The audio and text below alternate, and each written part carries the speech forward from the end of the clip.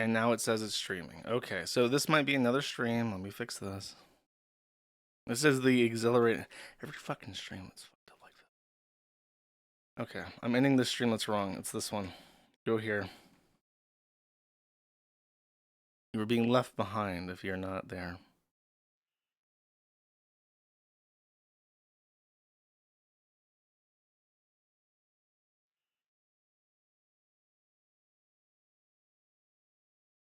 Okay, is this working?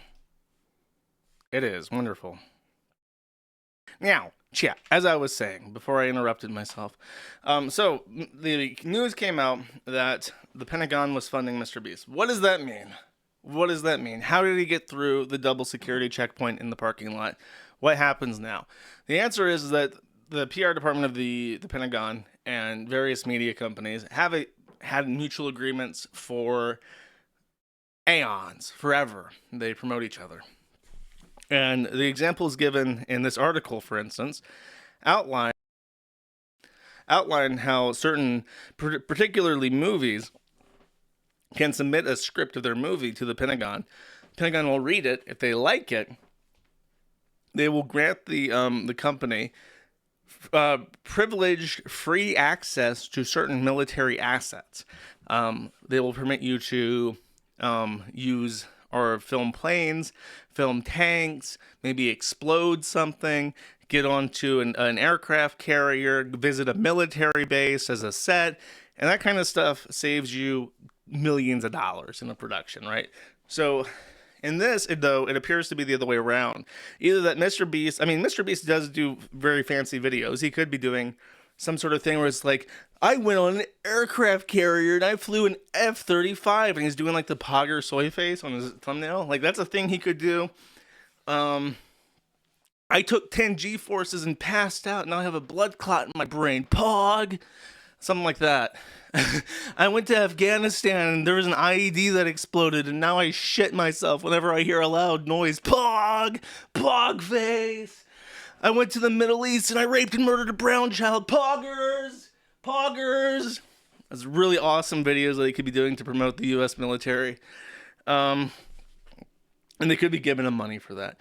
Now, we live in a very sensitive society, chat.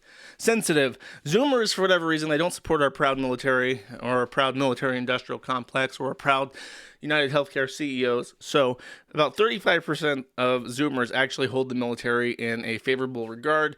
The remaining majority does not. So when the news comes out that Mr. Beast is accepting cash money from the U.S. federal government to promote what many people in his audience would consider an unethical endeavor, well, something happened. I kind of did a thing. Heart emoji. He married it. Oh my God. He proposed to his long-term girlfriend. He's getting married, chat. Can you even believe it? Out of nowhere. Just mere days after the news comes out that he's taking money from the federal government to promote the military, he's getting married. Oh my God. Isn't that, don't you guys feel so happy for him? Look at how happy his wife is. Look at how happy his wife is to know that she's being proposed to as part of a media stunt, and how happy she is to know that forever, the pictures she'll hang on her walls to remember one of the most important events in her entire life was done while wearing Mr. Beast's Christmas sweaters. It'll always be there forever to canonize that year where long-term friend of the show, Chris Tyson, was implicated in being in a lot of stuff involving kids and lolicon and being a gross tranny. That year will forever be captured in a photo, hung up on her wall to remind her what a great year 2024 was for her and her family. Isn't it just super sweet, chat? It's so beautiful. It really makes me tear up to see them so happy together. Chat. Amazing. And the other thing that I missed during the month of December was the total collapse of the Assad regime in Syria. This was the statement from the major rebel force in Syria. It is impossible, I think, for any one person to fully understand what the fuck is happening in that gigantic, hot, shitty cat box that is Syria. This non-state that exists solely because the French and United Kingdom governments, like 80 fucking years ago, just decided that they were going to carve up the desert this way. It's impossible really to fucking know what's happening in this, but the good guys won. Asterix. The main contention is that Assad was not very friendly to the West and was an ally of Putin, which enabled him to have a naval base in the Mediterranean that a lot of people did not like.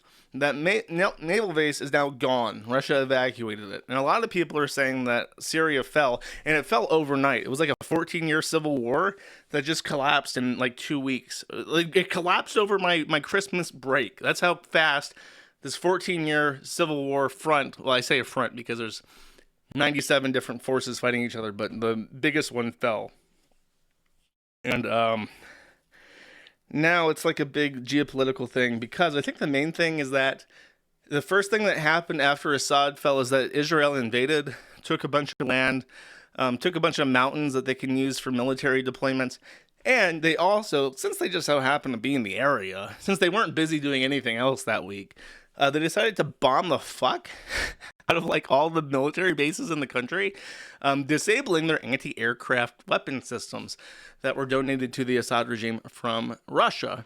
And supposedly, the really big thing about that is that Israel happens to have a fighter jet bomber type thing that's very modern and can drive past or fly past all those anti-aircraft systems, surface-to-air missiles. And they can use those to fly right over to Iran, the country they really don't like, and bomb the fuck out of it. Even nuke it, perhaps. But the issue is that the flight distance between Israel and Iran is very long, and their jets don't go that far. So they'd have to get a refueling to go all the way to Iran to successfully bomb the most remote regions of the country. And they couldn't do that, not because the surface-to-air things could bomb or could take down the jets. They could take down the refueling planes, which are very big and easy to shoot because they're full of jet fuel. So now that Assad is gone, and now that Israel has taken some productive liberties to go in and disable all their surface-to-air missile systems that Russia had given them, they can now, theoretically, do a little air mission to Iran and bomb the fuck out of every single city in that country, which they really, really, really, really want to do. So that supposedly is the big habla about Syria being taken down. Fascinating. Next. Okay, now this is the thing that I wanted to put off until the stream was actually set up and working correctly. The 𝕏itter segment. The 𝕏itter segment. Everybody's favorite segment, the 𝕏itter segment. First of all, this is the 𝕏itter segment. This is a Cybertruck exploding outside of Trump Tower. Copy.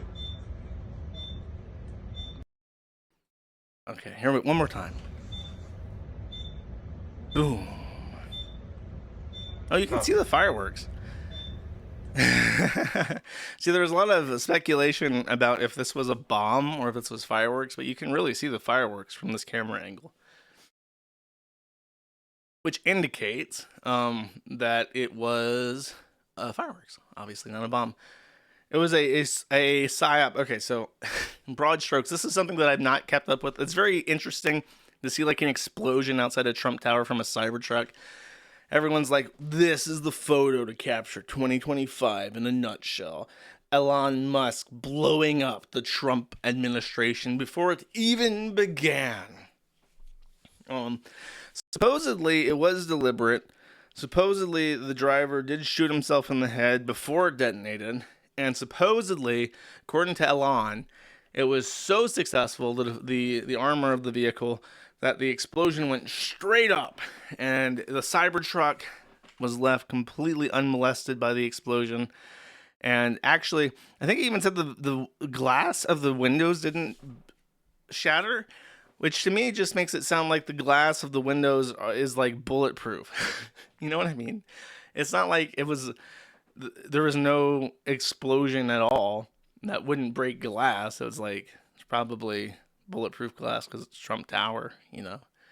Makes sense to me. I don't know. Elon says it was a big win. It was a big win for Cybertruck because it didn't kill anybody or something.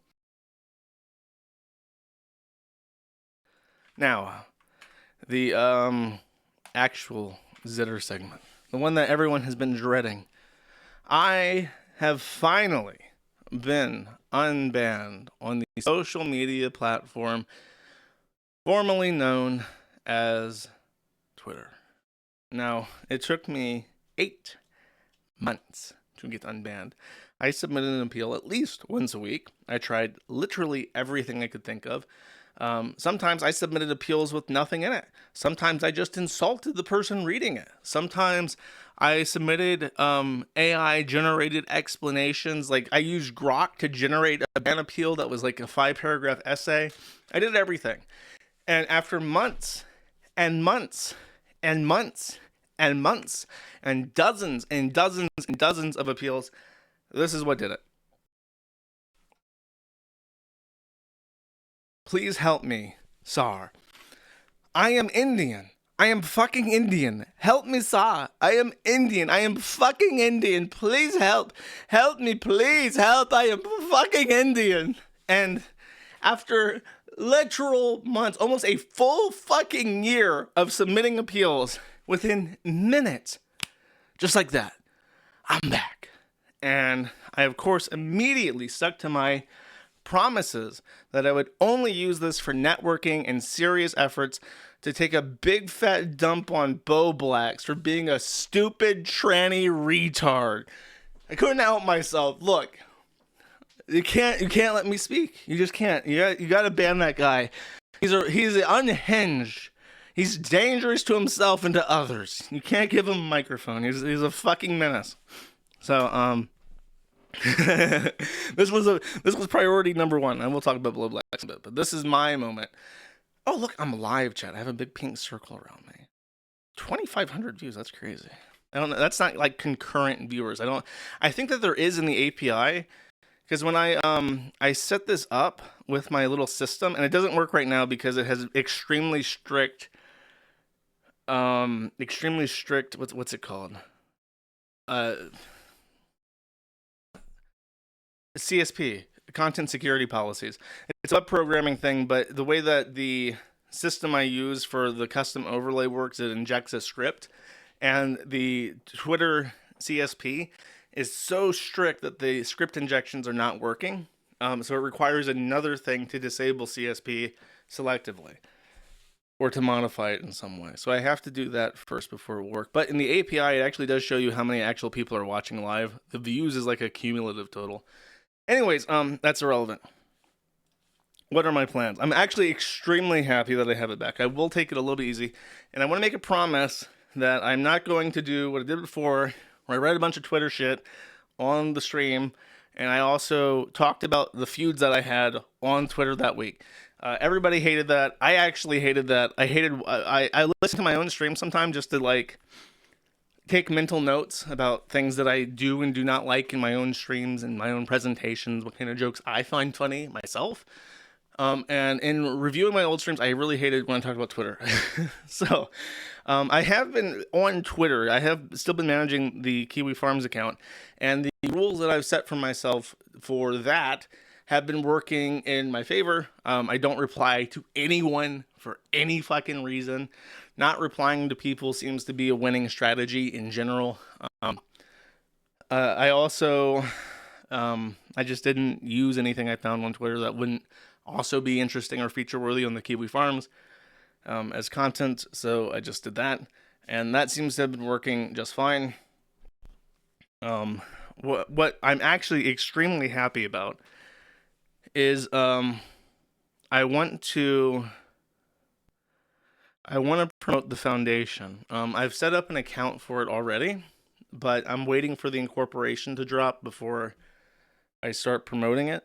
I'm starting to like kick around the little website idea and stuff, but I intend to set up the foundation. I would like to get the low-level verification thing for verified orgs, which is like 160 a month. And the reason why I'd like to do that is because they actually have advertising credits if you take this tier. So it would have a gold check mark, and it would also have advertising credits. So if I write articles or if we start FOIAing stuff that I think would create more interest in the foundation or drive people to support us, I will use that to promote our agenda, policy, directives, and shit like that. And I'll try playing around with that because this is stuff I've never, like actual real world business stuff is stuff I've never done before. I've been isolated to my own corner. I've never been allowed to use enterprise anything. I can't run ads. I can't display ads. I can't like sell stuff like a normal person. So if I set up something legitimate and take it seriously, that's all going to be a big learning experience and shit. 10,000 is funny, but in the big thing that is in its defense is that you have advertising credits. So if you actually do get the big one for a business, you get to do a lot of like advertising. So if like for real, if I get the basic one and I spend those advertising credits and I get people who click through and then join the foundation, and like those advertising credits actually result in more revenue as a result of membership pledges, then it's like, why would I not want to continue to do that? You know, I'll play around with it, because I have really big plans that I'm very excited about. And that's the Twitter shit. Really, it's kind of crazy. The only thing else worth mentioning about the Twitter shit is I've been paying close attention to the Indian discourse, and obviously the ban appeal is itself a reference to the H-1B stuff. I'm sure all of you know this, but when I do these streams, I like to talk with the understanding that people will listen to it in the future. So if you're listening to this in the future and we've already become the United States of India, the Indian 17th state, or whatever the fuck, at this point in time, Elon randomly came out on Christmas Day and told the world that he supported unlimited H-1B visa entry into the United States. He said that Indians worked harder and were smarter than American workers, and more educated. He said that they would work 80-hour weeks. They didn't ask for work from home. They didn't expect a lot of money, and they were happy to be in the United States and to provide the United States so much skilled immigration. He called it the cream of the crop, the best of the best, the 0.1% or 14 million people, if you do the math, who deserve to be in the United States because they're just so darn ethical and intelligent and hardworking.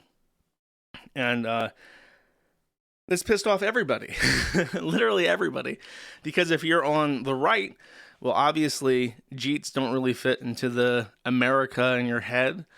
If you're a blue collar worker with no political alignment, you're probably offended by more immigration when you're already struggling to make ends meet. If you're a well-off white-collar worker, then you're intimately aware of the racist, ethnocentric hiring practices of Indians and how they deliberately, openly brag about putting their own into companies and milking it for every fucking dime it's worth. And if you're left-wing, then you see it for what it is. You have a multi-billionaire, richest man on the planet, exploiting desperate, poor people to make millions and millions and millions of fucking dollars, which is antithetical, obviously, to a socialist perspective. So every single person did not like that, except for the CEOs.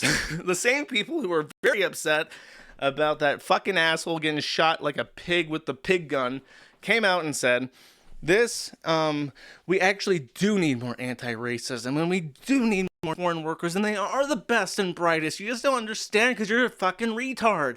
Literally, he comes out and he says, this is a subtarded take. If you don't like what I'm saying, you're subtarded. Because he doesn't want to say retard on his own fucking platform. Because if you say retard, your tweet gets fucking hidden. And he knows this, and he's sewer sliding and unaliving on the fucking website that he controls. Because he won't turn it off. Just let me say what I want to say. Why do you have to invent more stupid fucking words to get around your own fucking censors, Elon? No, all white people are now subtarded. Myself included. I'm probably the most subtarded person that I've ever met, if I'm going to be quite honest with you. I'm deranged. I don't fit in. I can't not be banned. I literally joined Blue Sky and I get banned before I even post. That's how fucking subtarded I am. Elon's got me pegged, he knows. But yeah. Watching the richest man in the world squirm and be deprived of validation is very, very funny. Especially because it's over something that I believe he should squirm over, which is his dumb shit takes on immigration. The other thing that kind of relevant. Actually, I don't even have this, but give me 1 second. The one person who came to his defense, who came to Lord Elon's defense, and said, no, he's right, actually. The United States can't survive without these wonderful immigrants, was this guy. This guy, Ian Miles Chong, if you don't know, used to be a humble subtard, a part of the most retarded, degenerate sector on the internet. He used to be somebody who would get on YouTube slap fights and shuck and jive for super chats. And then he discovered his real superpower. His real actual superpower. And that's Ian Miles Chong discovered that he sucks dick and gives rim jobs better than any person who has ever lived. And when Elon Musk dumped out this retard shit on the internet, this dumb fuck, low IQ take, most selfish, dipshit thing imaginable, he said, now's my chance. My lord, my master, is in need, and he needs a little pick-me-up. So Ian Miles Chong transformed himself. I want you to imagine this. Imagine just his stupid fucking face. It's basically round, so you don't have to transform it in your mind too much. Imagine it as a perfect circle, and then stick that bad boy on a fleshlight, like a flashlight-shaped receptacle for a penis, and then brand it with the little X logo for Twitter. And Ian Miles Chong transformed himself into an Ian Miles Chong fleshlight and said, Master Elon Musk, please use my face as a cum hole. And so he did. And he got all the many head pats and belly scritches from the master that he could ever possibly want. And he was very, very happy about it. He was elated, finally used for his real purpose, which is giving the richest man in the world the best rimming he's ever received. The real positive thing, even more positive than people becoming exponentially more racist towards Indians, was that everyone agreed that Ian Miles Chong is the biggest faggot to ever walk the fucking earth. And it's so rewarding to see, because I've hated him for 10 years. Great. I am fucking Malaysian. I am fucking Malaysian. Please help me. I live in a Malaysian shithole. It is 120 degrees at all times of every month of the entire year. I am a fucking Muslim. I worship a fucking pedophile. My prophet Muhammad raped a 9-year-old girl. He married her when she was 6 and then she was 9 and then he raped her. And I worship him as the messenger of God, the last true Messiah. Please help me. I am fucking Malaysian. I just want to suck rich white man dick. I am fucking Malaysian. Please help me. Please help me. Fuck, this is a retard. Not even fucking American. We need Trump to make sure the Department of State has this fucking mongoloid on a blacklist he will never get off of. If he even tries to get on a flight to the United States Marine Corps will break into the airport with guns drawn and just gun him down. He can never be allowed to step foot in God's country, okay?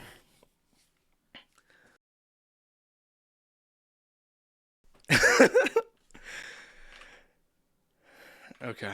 Next, the actual content for once.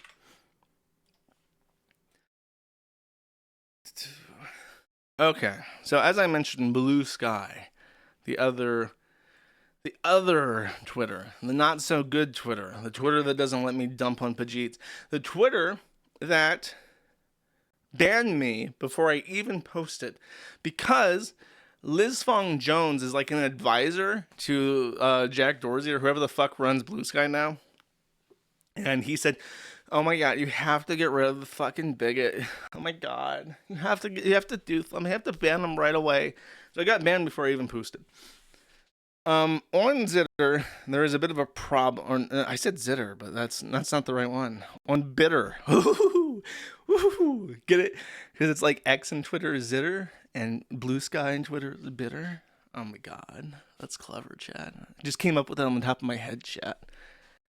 On Blue Sky, Jesse Signal, who is a reporter from Blocked and Reported, was embroiled in controversy because on Blue Sky, it is effectively just the most retarded, unloved leftist retards who are so incapable of handling opinions contrary to theirs that they can't even block people who they disagree with. So they need to be so divorced they never even accidentally see somebody who they disagree with. And that's effectively what Blue Sky became. So Jesse Signal, who is effectively just a liberal, just like a regular, I think he's even English. I don't want to say that because I don't know if that's true. The name sounds kind of English. He's just on the left. The only thing about him doesn't align copacetic with the current progressive value system,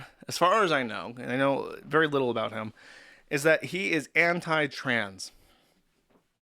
And that's a big deal. If you are not pro-tranny, you are pro-genocide. You're literally stomping around finding innocent trans youth who are just trying to live their true, authentic life experience, their true self, and you are stomping on their fucking throat and killing them. Like you're just aborting them at the age of 9. They just wanted to blossom into a beautiful woman and boom, fuck you, and killed them. That's what Jesse Signal did. So they all blocked him. And he became the most blocked person on Blue Sky. I pressed the space bar on my keyboard and muted myself. Usurping Brianna Wu, who was the prior short-lived #1 most blocked account on Blue Sky.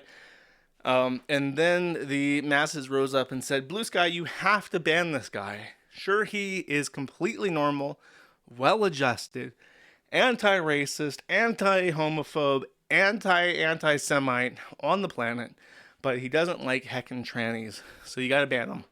And they said no. And there was so much outrage that they literally had to put out like a fucking press statement explaining why they were not going to ban him. And then people took out screenshots of like people in the Kiwi farms supporting him and laughing at Blue Sky and complained about that as well. And said that, look, the Nazis, the fucking Nazis. Was the Gestapo? No, the Gestapo was East Germany. No, wait, Gestapo was the Nazis. Hold up. I'm losing my history chat. Yeah, Gestapo was the Nazis. The fucking Gestapo are applauding him as he says things I disagree with on other sites. Terrible. I don't think there's anything else I want to say about this. I will say this, actually.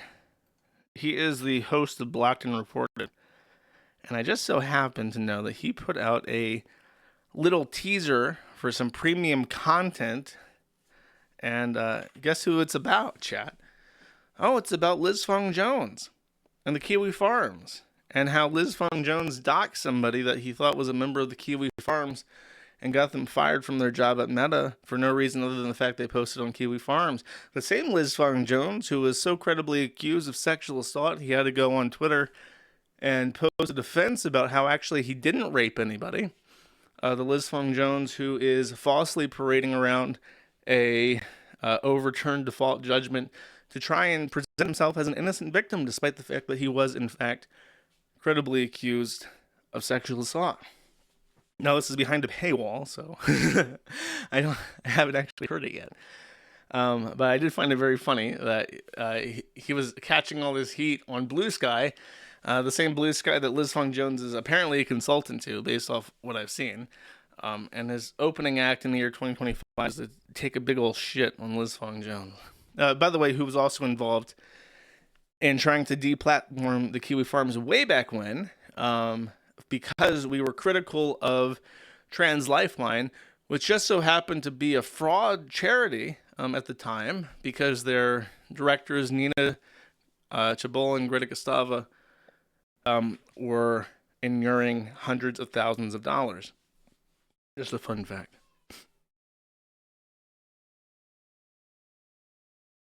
I'm sorry if I sound a bit snoofly. I am actually a little bit snoofly. I'm still recovering from the poo flu. I should mention, now since I'm on a little bit of a personal tangent, I have had my last cup of coffee. I have not decided yet if I'm going to quit coffee altogether or try to sweeten it with non-calorific sweetener, or if I'm going to switch to tea. I haven't decided. But I have ran out of coffee, and I figured I would tell people.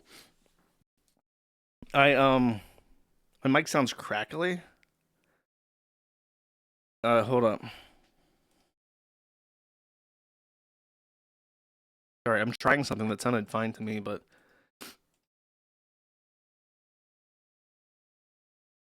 how's this? Is this better? I can't afford coffee. Yeah, I got debanked from Gumroad, so now I can't afford coffee. When I got back to the U.S., I started trying out all the coffee available to me. And the coffee I determined, sorry, I'm reading the chat to see if my mic is actually better. The coffee that I determined is the best coffee in the United States is the Cafe Bustelo. It's like a Puerto Rican coffee or Cuban or some shit. It blows everything else out of the fucking water. It has like a peanut taste to it that I like. Everything else sucks ass. The Cafe Bustelo is good. Fortunately, I will not be having any more of it because I'm quitting to switch to some other form of caffeine. Might even just try watering caffeine pills. I actually bought caffeine pills, so now I'm gonna dope up like a fucking junkie. I'm not gonna try to masquerade it as some sort of non-addiction. Oh, I'm just drinking some fine beverages. I'm just having a nice sipperooski. No, I'm just gonna pop pills like a fucking crackhead, like a fucking opiate addict under a bridge. So it's becoming to me now, like a fucking fent junkie. It's over, chat.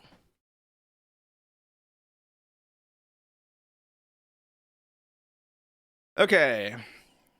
So, next.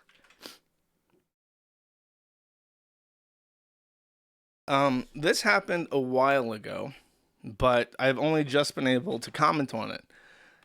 In December 11th, Alyssa Mercant, who is a truly vile, disgusting ex-Kotaku worker, filed a lawsuit against a YouTuber named Smash JT. This lawsuit alleges various things, including the normal slew of lawsuit bullshit like defamation, intentional infliction of emotional distress, and one particularly fascinating thing that I've never seen before, a count of common law, which means not actually a statute. There are certain things in the legal system which are laws and things you can be sued for, but they only exist as case law. They don't actually exist as written law, and that's called common law. Intentional infliction of emotional distress, I think, is a common law tort. I think defamation is also a common law tort. There's the idea that if you say something untrue, it depends. But the one that they're suing for is definitely not a written law. It is stochastic terrorism. This is not a law. This is not a law even in New York. I think business conspiracy is one of the torts, but what they've sued for is common law, unwritten stochastic terrorism, alleging that the act of stochastic terrorism is a crime unto itself that is obvious to people and should be remedied by the court, even if it's not written into a statute. And they're accusing Smash JT of being guilty of stochastic terrorism. What does that mean? The term comes from the Spanish Civil War, from my understanding, where the opposing sides of this conflict would randomly assassinate each other's leaders and politicians. And let's pull something completely out of the hat. Let's say that you're involved in a controversial industry. I don't know, like healthcare. Healthcare is pretty controversial. I don't think healthcare providers are usually in high esteem. Let's say that somebody goes out and just kills, and I would never condone that, but for the sake of argument, let's say that somebody goes out and kills a CEO of a healthcare providing company. Now, that man is dead. And if you just look directly at the mathematical outcomes of this, he will simply be replaced. And just because he's dead, it doesn't really necessarily mean that the direction of the company will go in a different way. Like, sure, the new CEO could have new ways of doing things, but from a very literal sense, there is no assurance that the new guy, the new replacement, will be any better than the old guy, except when you consider in stochastic terrorism, the idea that anybody might be shot next. There might be copycats. There might be other CEOs of other companies. The new CEO might also be shot. People outside of the CEO role in different positions may also be shot. And that fear may encourage them to behave differently.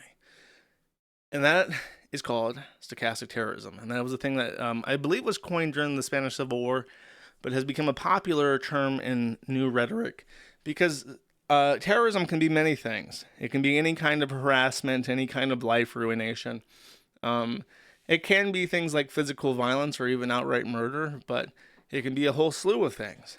And so Alyssa Mercant is accusing Smash JT, a YouTuber, of stochastic terrorism because she is saying that he is bullying her so hard that he is attempting to squash the freedoms of other people involved in games journalism and prevent them from doing their jobs as they would prefer to do because they are so afraid of the mob rule and so afraid that he may strike anybody at any time. And the only way to avoid being cut down is to not be the tall poppy. That is what she's alleging. Effectively, she says that his audience is a mob. And even though he is not directly inciting any particular act, he is cumulatively guilty for all things that have happened to her, and she alleges that he orchestrated it. The lawsuit specifically invokes the name of the Great War, the most important thing that ever happened in modern internet history, Gamergate. She says that he is trying to start Gamergate 2.0, and he is trying to make her the new Brianna Wu or the new Zoe Quinn. And this, of course, is stochastic terrorism. It is repeated multiple. I think I can just search it for you. Let's see. Gamergate. There we go. Oh, it's in the opening paragraph, chat. Modern video game enthusiasm is marked by the presence of a semi-organized, outrage-driven campaign for harassment, like 2014's infamous Gamergate. Dun, dun, dun. How many? 24 Gamergates. I'll read every one. In the second paragraph, in 2024, a small Montreal-based narrative development and consulting company, Sweet Baby Inc., found itself at the center of a fresh controversy, incorrectly accused by Gamergate enthusiasts of forcibly inserting gender, sexual, and ethnic minority characters into the game or otherwise tweaking its narrative presentation in a favor of a liberal bent. Wikipedia. Gamergate harassment campaign. First citation, first paragraph, Wikipedia. Gamergate. Lock that nigga up. Smash JT, throw him in the duty poopy cell that we put Osama bin Laden in. Ship that nigga off to Cuba. We're putting him in Gitmo, where the other terrorists are. Let's mention 3. Oh, these are other citations. Murag Farouk Manesh, the small company at the center of Gamergate 2.0. Those clamoring for Sweet Baby's demise choose the appellation of Gamergate 2.0 for themselves. Enterprising grifters tapped into that wave of rising outrage to lift their own profiles. A background. This is the statement of fact. Backgrounds. A brief history of Gamergate. 1, 2, 3. Oh, 3 paragraphs. Very nice. Let me guess. Harassment campaign, depression class. Okay. Actor Adam Baldwin. I mean, she didn't cite Mount Gamergate, where dedicated gamers climbed a mountain face and carved Adam Baldwin's face right next to Jim's, right next to Ethan Ralph's. That should be a piece of evidence. Gamergate targets. Oh, sorry. This is just continuation of Gamergate Forever. Okay, I'm going to read this. These are statements of facts. This is Alyssa Mercante, as according to her attorney. Until Tarzia's campaign of harassment took a toll he intended it to take, Alyssa Mercante was the senior editor at Kotaku. Alyssa Mercante has written for other publications such as Jalopnik, Jezebel, Games Radar, SFX, and The Rolling Stone. Mercante is also active on social media, where she is not a demure, wilting flower. She is bold, brassy, and opinionated. Well, it sounds like she can handle herself and shouldn't be suing. Because of Mercante's prominent role, outspoken... This is, by the way, is a really dumb paragraph. It's like you're writing a defense for why you had to use self-defense, and it's like statement of facts. Rittenhouse is a really strong, cool guy who's extremely good at using guns and has excellent situational awareness. Like, you don't have to suck your own dick. In fact, it probably hurts you to suck your own dick in this context where you're pleading that you are a victim of stochastic terrorism and cyberbullying and shit. Because of Mercante's prominent role, outspoken views, and position at Kotaku, she became the target of the ire of Tarzia and his ilk.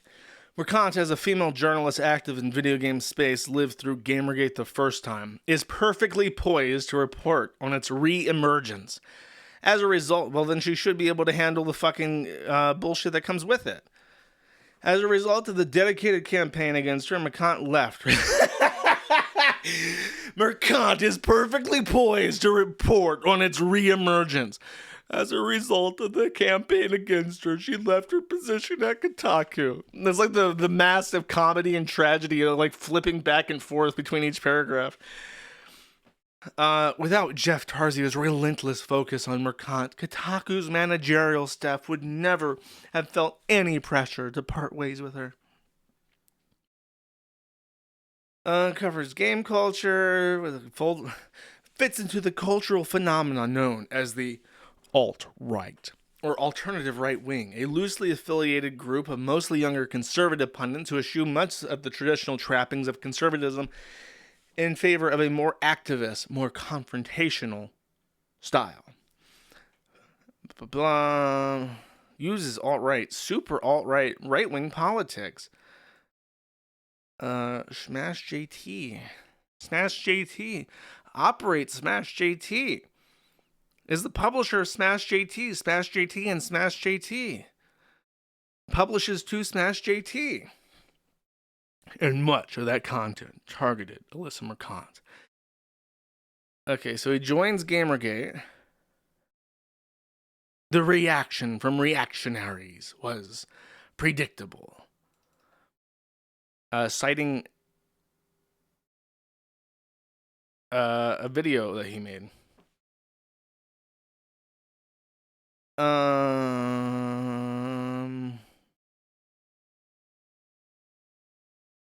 He posts that he's profiting from making fun of her. Cool. He picked up the label Gamergate, shared on Hex, formerly Twitter. Get to the stochastic terror. Oh my god. Ew, she's so oogly, chat. Ew, so oogly. Why is she so oogly? Okay. Terrorism. 4 matches. 5th cause of action. common law, stochastic terrorism, and prima facie tort. This cause of action includes all foregoing paragraphs. Courts have common law power to recognize new civilly actionable wrong when appropriate. New York has arguably codified that general power in its cause of action for prima facie tort. Under either approach, the harassment campaign above is actionable as below. Have recognized a new common law tort related to escalating harassment or stochastic terrorism. According to Washington, that's a thing, I guess. New York has made bias-related intimidation or harassment a civil cause of action. He is discriminating against her by calling her a crazy bitch. As he does. He is teaching this crazy bitch a lesson through stochastic terrorism.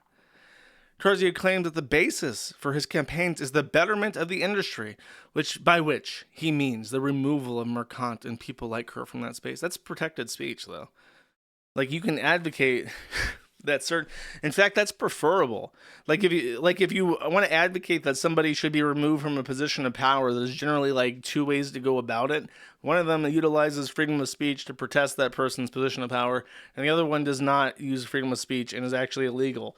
So generally speaking, it is in the interest of civilized society that people can use speech to advocate that people be not in a position of power. Just as a thought. He released a big statement. His goal is silencing people with whom he disagrees. This is in regards to her threatening to sue him. They said that she wants.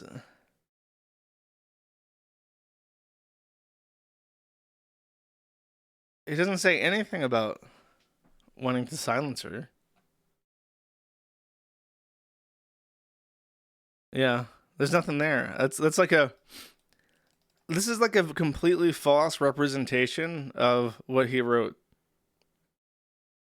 I'll save it until the end. I have a thought.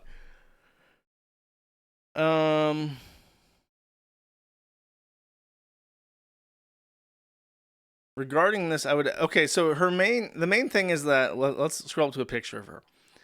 This woman is oogly. I look at her and I think, wow, what an oogly hoe. What an ugly, ugly, nasty woman. Just genuinely vile. Loves to post pictures of herself naked. Looks disgusting.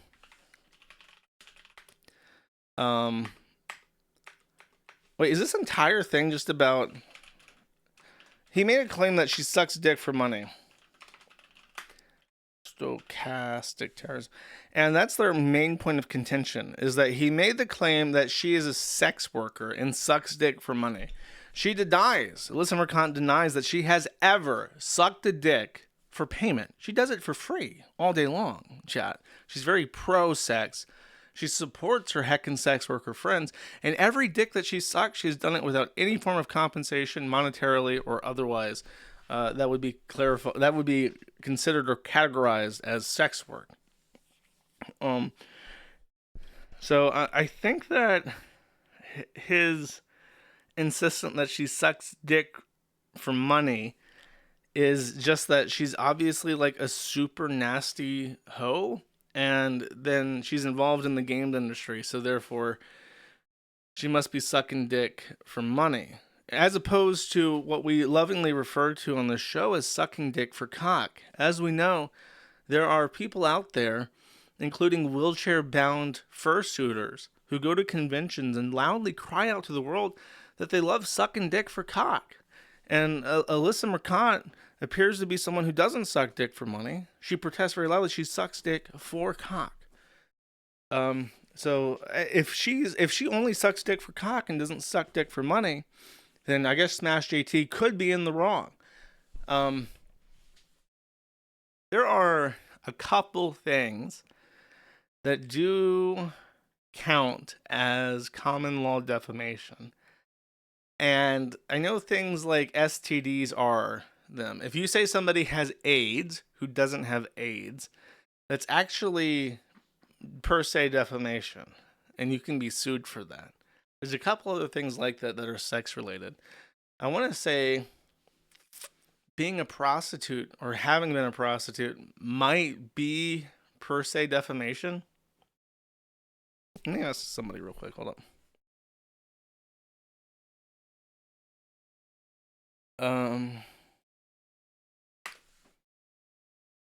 Let's see.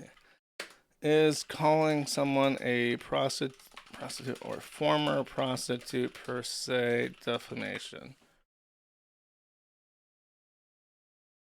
It might be, because it causes harm to their reputation.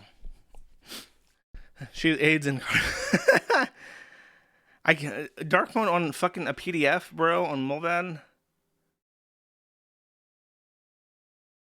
I don't see no fucking dark mode, bro. Do you see a fucking dark mode? Add or edit images. No fucking dark mode, bro. Don't know what I'm gonna do. What if I do this? Nope. Okay. Let's continue. See, the real thing is, if she just wants to sue over that, that's actually a pretty good claim, I suppose. It's probably the only good claim that she has. So, but the issue is, let me save it. I'll save it towards the end. Okay, this is the other thing that he did that is really, really, really dumb.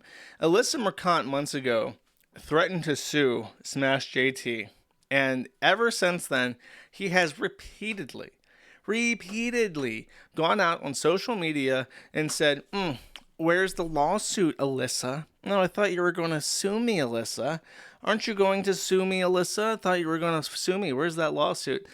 Never, ever, ever, ever, ever, ever, for any fucking reason, say to somebody that they should sue you, because it looks really, really bad. It looks really bad. Never do it, ever. To the point where the fucking 10th Circuit, I told Russell Greer, that because he said he was going to sue me if I didn't take down criticism about his book. And he said that you won't prevail on a fair use charge. And I said, try me. And that was directly utilized by the 10th Circuit Court of Appeals to say that I contributed to copyright infringement because I said, try me. Well, guess what? When you go out and you say, where's the lawsuit? Sue me, bro. Over and over and over again. That is significantly worse. So I would never, ever, for any reason, dare somebody, double dog dare somebody to sue me. For the record, Alyssa Mercant, even though she is a dirty hoe, and when I say hoe, let me clarify. I want to get this on the record. When I say hoe, I'm not referring to an actual literal lady of the night, a prostitute, or a sex worker. I am saying somebody who is nasty looking, who looks like she could be involved in sex work. Like, it wouldn't surprise me if she said, yes, I have sucked dick for money. I would be like, that lines up pretty well with how you look, because you look like a prostitute. But I'm not actually saying that she's a prostitute. Metaphorically a whore, that's correct. From a spiritual level. So their argument, their legal argument, is that New York and this court should introduce a new form of made-up law on the spot because they asked very nicely for it, and it's going to be terrorism. And they asked for money. They asked for a lot of fucking money at the end. Now let's take a look at the respectfully submitted Lane Haygood and Don McGowan, who's acting pro hoc VJ. Not that there's something wrong with that. From Cameron Unkick Soniker and Klein, aka Cusk Law. Cusk Law. Oh, the same Cusk Law that transcribes every single Man at the Internet podcast because Liz Fong Jones pays them to? The same Cusk Law that was paid by Liz Fong Jones to dox somebody who allegedly posted on the Kiwi Farms and worked to conspire to get them fired from their job? i.e. the exact same thing alleged in this paperwork as being a common law tort, a civil tort, getting someone fired. Isn't that interesting, chat? Isn't that, it's a small fucking world, huh? Fascinating. Which backs up my thought that this might be efforts by them, like this whole shit about like common law torts for stochastic terrorism. I feel like they're suing this guy who doesn't have enough money to adequately defend himself, because their long shot goal is to introduce common law remedies for stochastic terrorism, which is basically just anybody doing anything that you don't fucking like, and being able to pin it on somebody else. Because if he fails in this lawsuit and that somehow gets introduced as like a default judgment or something, then they'll say, but the Kiwi Farms, Josh Moon, they're also stochastic terrorists. Isn't that interesting? I feel like that's the goal. Because Liz Fong Jones, I believe, is paying for all this. Fascinating, chat. And you know what? Even though this is a bullshit law, and certain attorneys that I happen to be friends with have said that not only is this lawsuit so deficient, so unprofessional, so sloppy and inflammatory, and so weak in its propositions and its inclusions of torts that literally, admittedly, don't even fucking exist, that it would potentially be sanctionable upon the attorneys who have presented it, because it is so gratuitously unprofessional. So I would be interested in seeing what happens. But at the same time, despite this, Smash JT has to pay for it and has to pursue those kinds of remedies.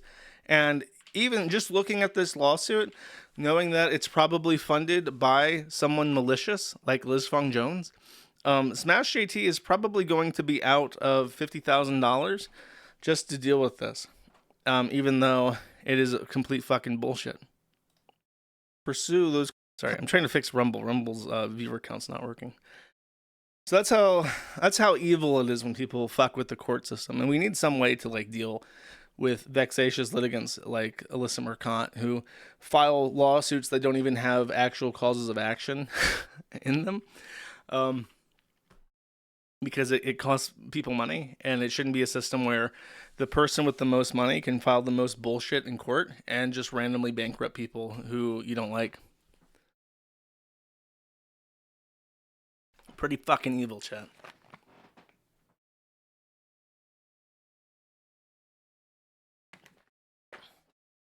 If only there was a foundation to stop this. Indeed, if only. Okay, for whatever reason, Rumble just has no viewer counts anymore. Dude, what is wrong with Rumble? Here's a thought, by the way. I was invited to live stream on BitChute. You guys think I should do that? Would it be worth it to also co-stream to BitChute and stream to 7 different services at once? What do you guys think? I'm reading my chat. What do you guys think? It's a good idea? No. Do it. Why not? Yes. No. Why not? BitChute is dead. What the fuck is BitChute? It's true. Rumble is the up-and-comer, but... I mean, the Odyssey sisters, they seem to not like Rumble or Kick. BitChute D's nuts. Don't do BitChute. Why not? If you have an argument against streaming on BitChute, you should email me. It's gay now. You are a star. Talk about Liz Fong Jones's ball sack. What ball sack? They cut it off. They stretched that shit out into a fake labia. Do it for money. Okay, I'll think about it. Okay, the view count on Rumble is just fucking gone, so I'm not going to get half my viewers for this stream. That's just how it is. Let me refresh Kick. Because for whatever reason, the viewer count on Kick also doesn't fucking update half the time. Cool. Switched. Okay. Next. This is actually lolcow content. Kind of. I guess some people would disagree with us. One of the only other things that I did not discuss during my hiatus, as it were, was Nick Fuentes. There have been many Nick Fuentes related happenings over the month of December, starting in mid-November, that I will now recap in full. Okay. So it started off with this. I think I did talk about this during a stream. Nick Fuentes pepper sprayed a middle-aged Jewish woman who knocked on his door for the crime of knocking on his door. This was the video from her perspective. I say as I click a video and hope it will load. Is it really not going to load?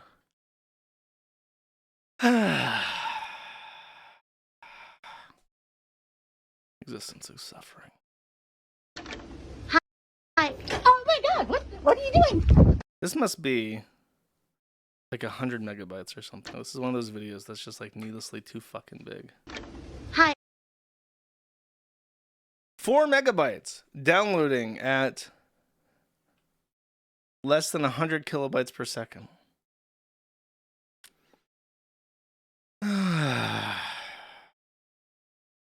I have the other ones preloaded, but not this one.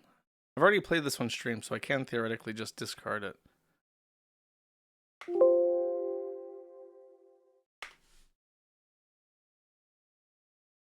Bro. One of the other things I have to do is just fix the Kiwi forms. I don't know why the fuck it doesn't fucking work ever. Anyways, she knocks on the door. She says hello. He immediately attacks her with pepper spray. And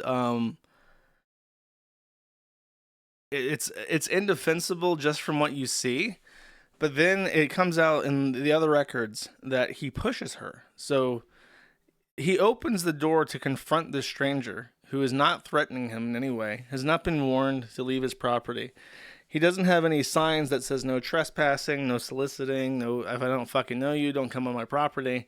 Nothing of the sort. She just rings the doorbell of the house that she's legally allowed to, and he assaults her with pepper spray, which, as we learned from Christian Weston Chandler, that it is illegal to do that. You cannot just walk up to somebody and pepper spray them because you don't like them. That is a crime. You also cannot claim self-defense. Generally speaking, if you open a door to confront somebody, every step towards somebody that you're claiming is threatening you is a strike against you, unless you're in a state with extremely robust self-defense laws. But even then, generally, you have to say, go away, get off my property, fuck off. But he doesn't do that. He just pepper sprays her. So after that, this guy shows up at his house with a gun. Here we go.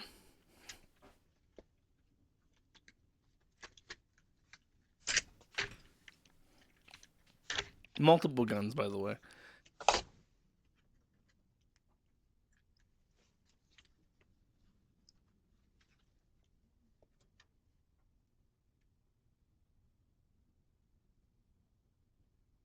He rings the doorbell. Rings it again. And then there was some doubt because this guy, he's actually driven 2 hours to get here. He just murdered his entire family. I want to say he killed 3 people in his immediate family and then drove 2 hours in Illinois to get to Chicago, in the suburbs of Berwyn, outside of Chicago technically, to ring his doorbell. There is a thought that, because I didn't believe that this was actually targeted when I first saw it. I thought he was just full of shit because he usually lies about shit. So the guy rolls up and rings the doorbell, and it's just kind of like, well, is he just looking for like a empty home to like hide in because he just murdered his entire family? But in this video, it kind of dispels that.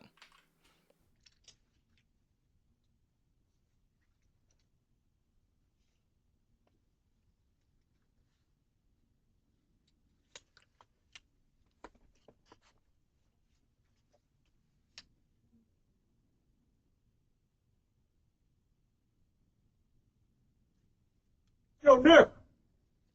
Yo, Nick. But there, here's the counter to this, but it's so kind of incredulous that I don't really believe it. Specifically because he went so far out of his way to get here, is this part. You see him look down? And on the floor right there is a bunch of mail that he's received. So he has a bunch of shit from like Amazon and other people just on his doorstep that has his name on it. And it's unclear if he's reading the name on the mail and calling out to the person in the house because he knows the name of the guy in the house. And it just so happens to be Fuentes, but that's like really improbable, even though I guess it is technically possible. So this guy was a murderer. I think he also wandered around his property a little bit and ended up shooting 2 dogs. And nobody can ask what he was doing, if he was a fan of Fuentes looking for like refuge, or a enemy of Fuentes looking for a political assassination opportunity, because when the police arrived, he pointed guns at them and committed suicide by cop. So he's dead. Nobody knows what his motivations really are. Nick Fuentes and the Groypers insist that this was politically motivated terrorism and an attempted murder against him, perpetrated by the evil left and everyone who doesn't like him, because he is an anti-white, anti-family, fraud, huckster, grifter. Then, this was part of the reason why I didn't believe him at first. The Berwyn police report says that the officers responded to the area of Home Avenue where he lived for a report of a male subject with a gun. Officers located the subject who fled on foot. The subject forced entry into a residence, like a different house on 1800, where he shot 2 dogs. And then he fled eastbound and disobeyed verbal commands, and then shot at the police. Okay, he didn't actually point the guns at them. He shot at the police. The police then returned fire and actually killed him. So nobody knows really what he was up to. And this report made it sound like he was just in the area looking for a place to hide. But again, that really strains credulity that he just so happened to end up on the door of Nick Fuentes immediately after the shit with the woman happened. And now, of course, wait. Yeah, this is what really pissed me off, is that a lot of Groypers cried at me and said Kiwi farms should be illegal because he got doxxed. He got doxxed, and that resulted in people coming to his house to harass him. And then a murderer, a deranged leftist lunatic, arrived at his home to kill him. And it's like, bro, it's fucking on the assessor's report. If you just search Illinois Nick Fuentes assessor's office, you find this page, and I've blotted out the address, but it's like he didn't even buy it into an LLC. He didn't buy it into a trust. He made no effort whatsoever to conceal his residency. And it's like, I can't be responsible for everybody. I can't be responsible for your master not knowing how to protect his own privacy. Why is it my fucking fault? Why is it my fucking fault that he doesn't know how to buy a house without it showing up in a home record? Why am I responsible for everything all the fucking time? Maybe he's just stupid. Maybe he makes bad decisions and gets arrested for assaulting somebody with pepper spray because he couldn't just lock his fucking door and go back inside. Maybe he's an idiot. But no, it's 87D chess. He's a real victim. He just so happens to live in Illinois, in Chicago, in an hour by public transit to the Department of Justice's office in downtown Chicago because, well, he loves his state.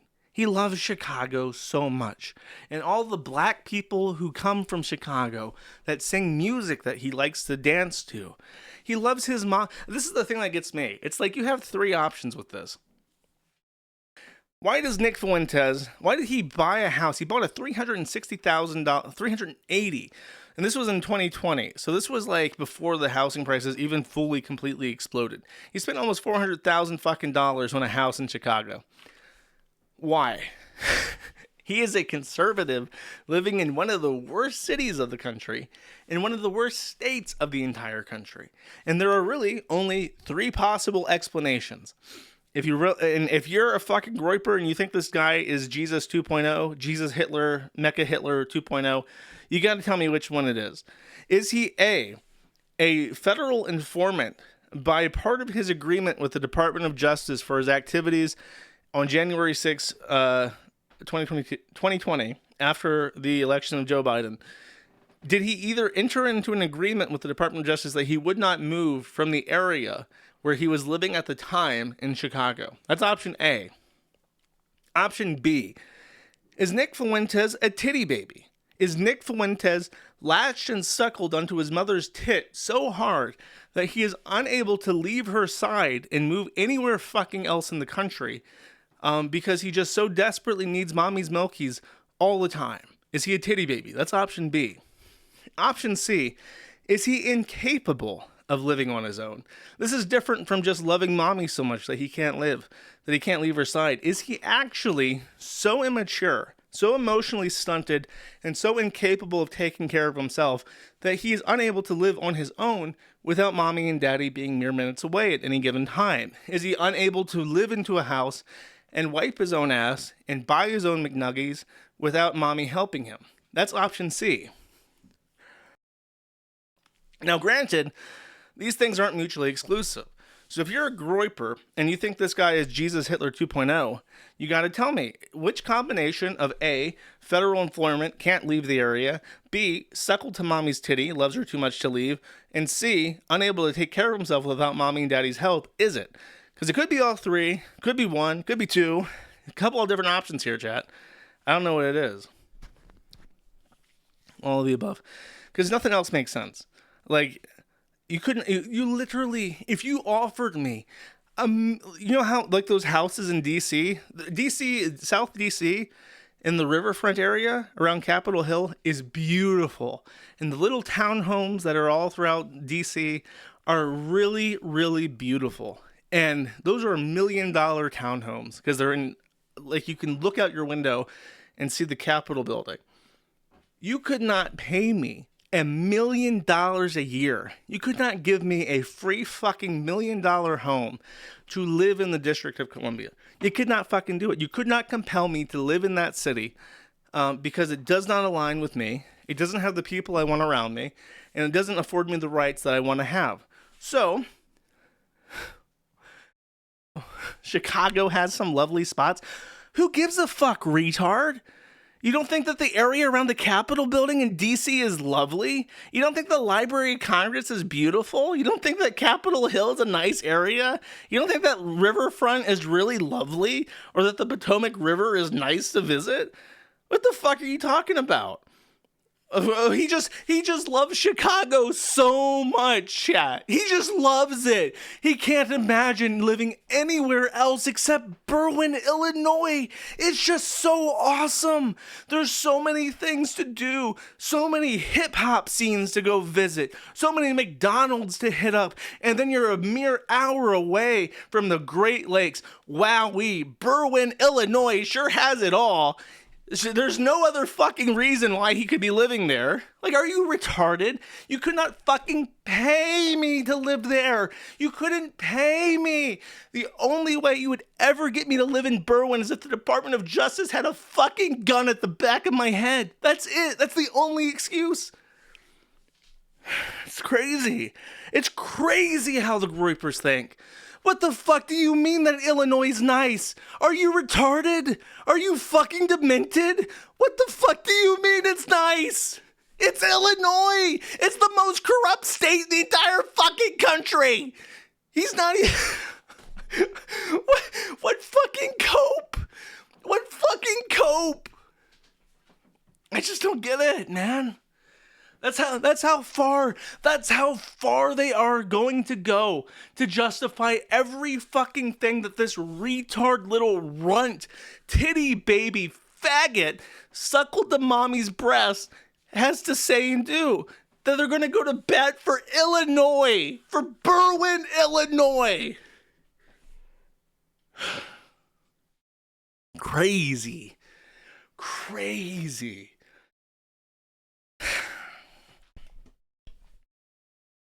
Okay. Is there anything else? No. Not my fucking fault. Next time, Nick, he says he's moving. Look up what a trust is. Hire a fucking attorney and say, hey, Mr. Attorney, I know you got several because you mediated through the FBI with an attorney. Ask them, hey, Mr. FBI, Mr. Attorney that I hired with all my fucking groiper money because they just can't stop giving me fucking money because they're so fucking dumb. What's a trust? Can I buy a house in a trust? Can I name that trust anything I want? I can? Cool. Try that, Nick. Maybe it'll work.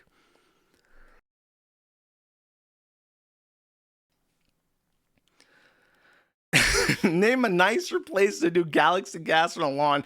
Atlanta. Come the fuck on. At least Atlanta has a little bit going for it. It's not super nice, but it's got some. You know what Atlanta's got? It's got fucking high tech. Alabama and Georgia on the up and up. They got some high tech shit. Georgia's promoting their film scene, promoting their video game scene, promoting their tech startup scene. Georgia's trying, man. It's trying to make the place nice. You know, you got lots of black people, you got lots of unsavory shit in Georgia, but they're trying still. Illinois is not even fucking trying. Illinois and Detroit, Chicago and Detroit, these are like two cities that have just given the fuck up. They don't even pretend that they're nice places to live anymore. Georgia's trying to pretend, but you know what Georgia doesn't have? Doesn't got mommy. How am I going to live without my mommy? I can't go away from my mommy. My mommy glue me in a little IVF tube. My mommy glue me with love in a test tube and put me in her coochie. I can't move away from mommy. I need mommy. I'm a big boy, but I need mommy. Sickening. It seconds me. It literally seconds me. And people look up to him. Titty baby can't leave mommy, but they still are like, oh, he's got so much to say. He's a light. His light shines. Your light shines the way, Aiden Paladin. Okay. Next. From one effeminate man-child to the next. Blowblax. So, let me cast you into the past. Let's summon some memories together, chat. Blowblax, also known as Blowblax, because that's what his fucking name looks like. I don't give a shit. He was a commentary YouTuber. He got involved in internet drama, just like Ian Miles Chong. But unlike Ian Miles Chong, he never found a rich sugar daddy to use his face like a fleshlight, so he's kind of irrelevant. He did try. Granted, he did try to monkey branch, and he tried to suck up to Queen Kafals. I've already broken my 2025 prognostication, but you know what? This isn't new stuff, this is old stuff, so I can still talk about it. He sucked up to the tranny trying to take down Kiwi Farms, failed, and very gradually over time, he became not cool. And he became not cool because he would have like little gay panic attacks. Commentary community is like a little bit of a soft, edgy Kiwi Farms. They talk about drama, but they heckin' respect pronouns. And they heckin' respect mental health. And they heckin' respect not doxing. So they got... Oh, dude, I have to do my post about what to call doxing when it refers to the non-criminal act of doxing, which is just sharing public information. Not phone booking people. They would never, ever, ever, ever, for any reason, look anybody up in the phone book. That would never happen in the commentary community. And anybody who looks up anybody else in the phone book is bad and will get a commentary video about them. So... Turkey Tom, that's right. Turkey Tom's one of them. Safe Edgy, her prostate. Likes Sam Hyde, but would never ever do a 5-minute video saying, please help me, I am fucking Indian. Because that's racism, and racism is bad. Except when Sam Hyde does it. Because Sam Hyde's funny. That's how it works. That's how the commentary community rules work. So Blowblax was a part, I'm not going to correct myself. Blowblax was a part of them. And he heckin' respected the Troonsters more than anybody else. A very staunch ally of Queen Kafals and anti-phone booking and so on and so forth. But behind the scenes, in their little Discord circles, he would talk to people about something very important to him. His feelings. And apparently his feelings were unhinged and humiliating and embarrassing. I think there's even a post This. It's down here somewhere. Yeah, this. I don't know. I keep seeing this image. And this is basically what he would do in the DMs. He says, I am a sad, lonely faggot. Here's some embarrassing information with me. Please don't bully me with it. Basically just what he would do in his free time, would hit up somebody who has every motivation possible to ridicule him on the internet for clout and money. And would say, please don't ever, ever, ever, ever make fun of me with this information. And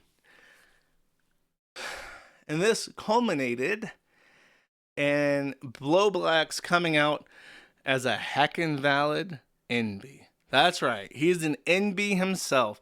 He's neither male nor female. I could have told him that, but he had to go down that route of self-discovery, find out on his own that he's not a real man. Yeah.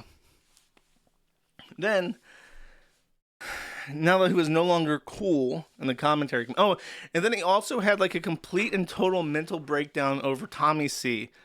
And I'm very proud. I coined the Stop Hating Tommy C pills because he said he went to the mental hospital and was involuntarily held, and he started taking antipsychotics that made him stop obsessively hating Tommy C.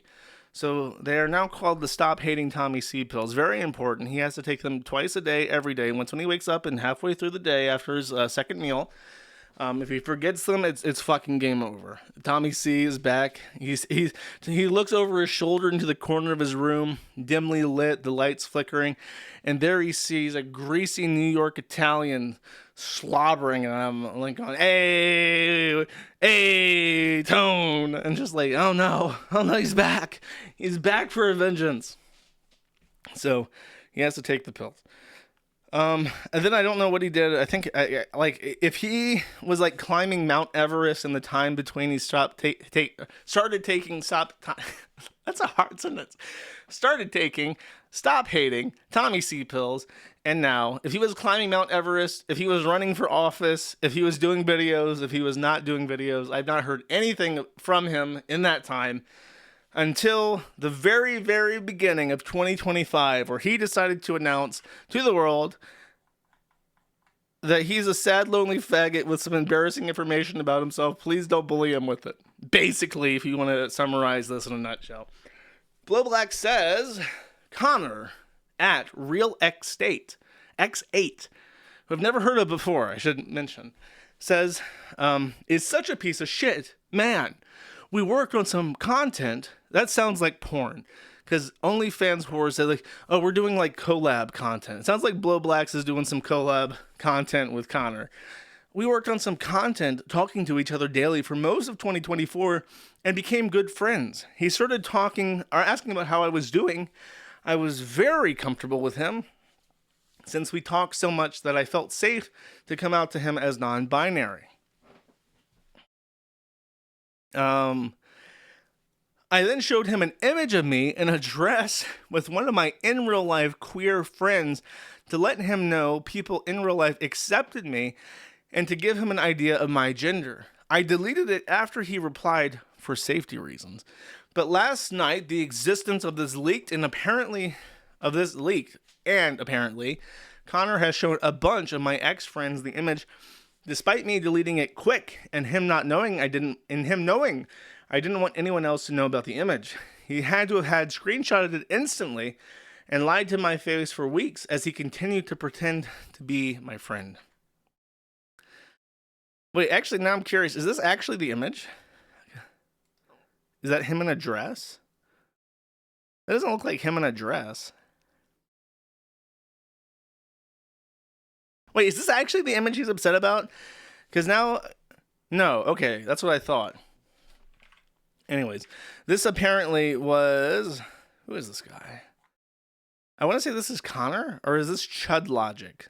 Is this... Oh, wait. Tranny Chaser Chud Logic.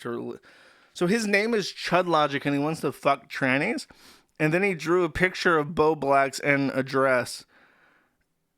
So this is Chud Logic. He wants to fuck trannies, was friends with the tranny.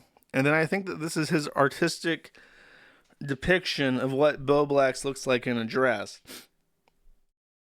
He's British. He can't call him. I'm reporting this guy to the fucking NI5 or MI5 or whatever for being a domestic terrorist. Chud is like a far right wing term, and he has to change his name. If he doesn't want the MI5, if he doesn't want James Bond to break into his house and rape him, he's going to have to change his name from 𝕏light to anything else. Let's see. Can we come up with a new name for him to help him along his way, along his journey? He's fat. He kind of looks like a couple people, actually. He kind of looks like a younger British Jeremy Hambley. Maybe instead of quarter pounder, he can go by Royale with cheese, and that can be his name. That would work quite well. Change it from 𝕏light to Royale with cheese. That sounds cool. That sounds European. That sounds hip and trendy. I think that works, actually. Because then you got Hambley, then you got Royale with cheese. I'm good at this. I'm good at this. What can I say?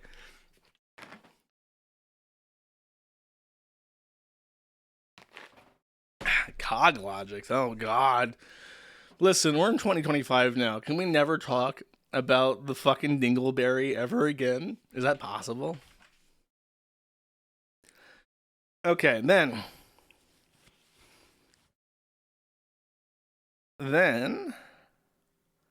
Connor came out and rebutted this. So I'm assuming Connor is this guy. Am I right? So this guy called 𝕏light also goes by Real X8 and goes by Connor, and they're the same person. Yes? Can anyone confirm this for me? No.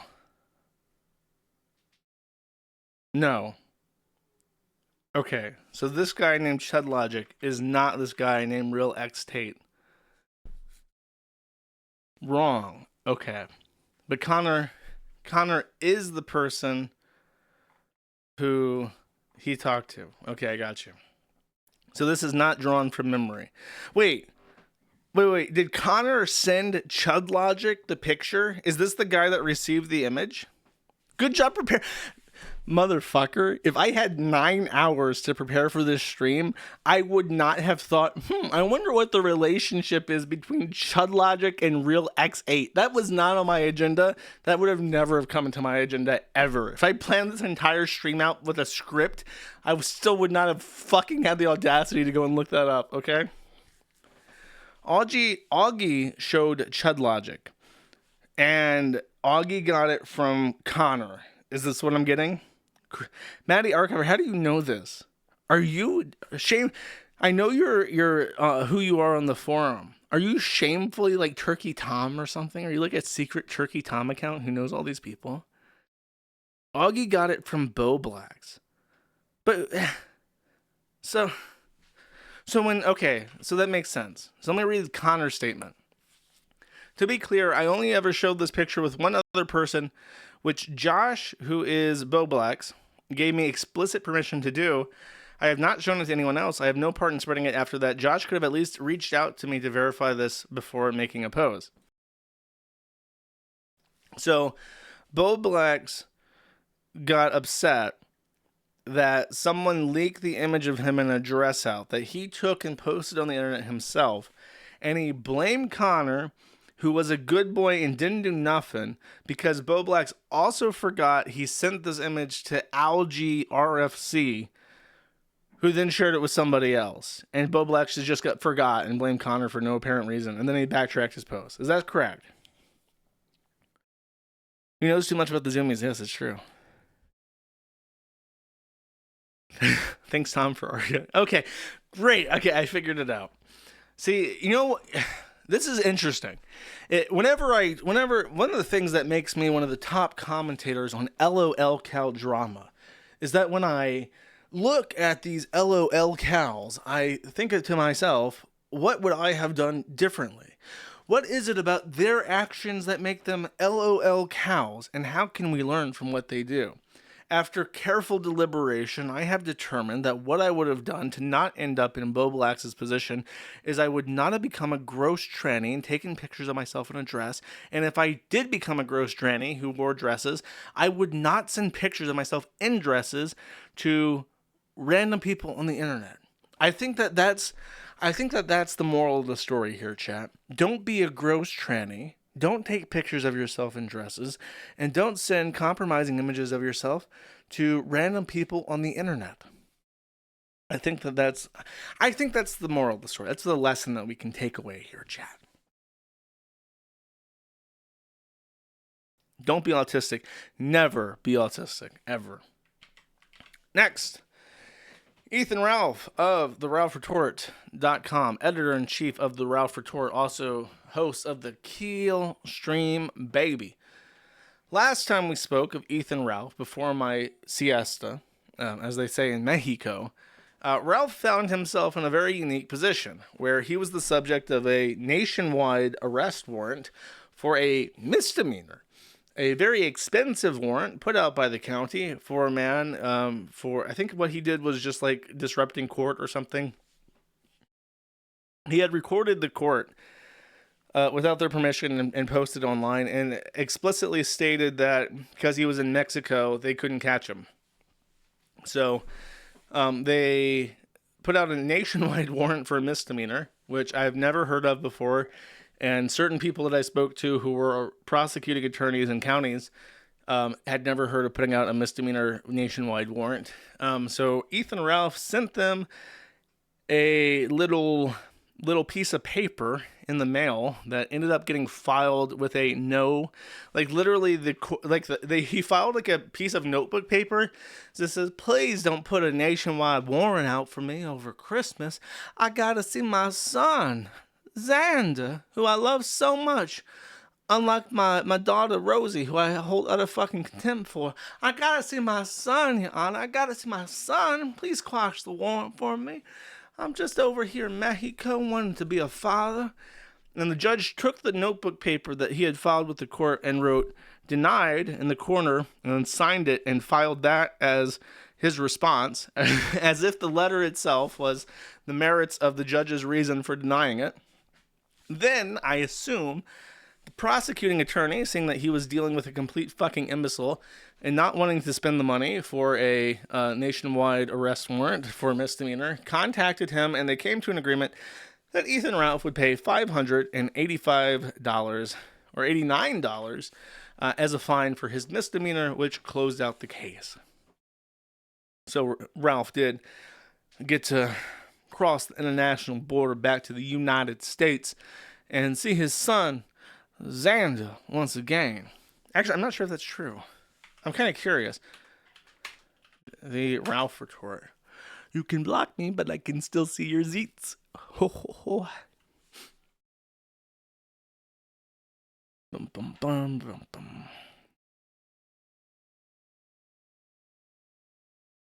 Let's see, I'm scrolling. He's making fun of the Malaysian fle𝕏light, which is funny. Clips of the podcast.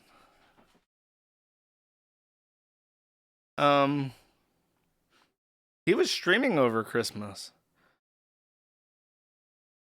Oh, let me put this up on the big screen, the big dog screen. Bow wow. Merry Christmas to all. I hope the day was rewarding and filled with good memories. Mine was low-key and relaxing. Did some stuff on the podcast feed and the Rumble channel. Read some stuff. Looking forward to doing the Boxing Day kill stream tomorrow. So that's how he spent his Christmas. Yeah, he definitely told the court that he intended to go to the United States and see his son, Xander. But I'm scrolling through the chat or the history, and I don't see that.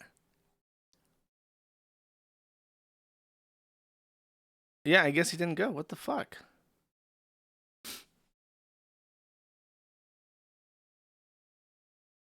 Sorry, give me a second. I'm on December 17th at this point.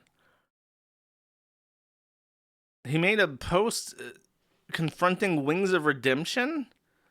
Because Wings made fun of him at some point. I remember that.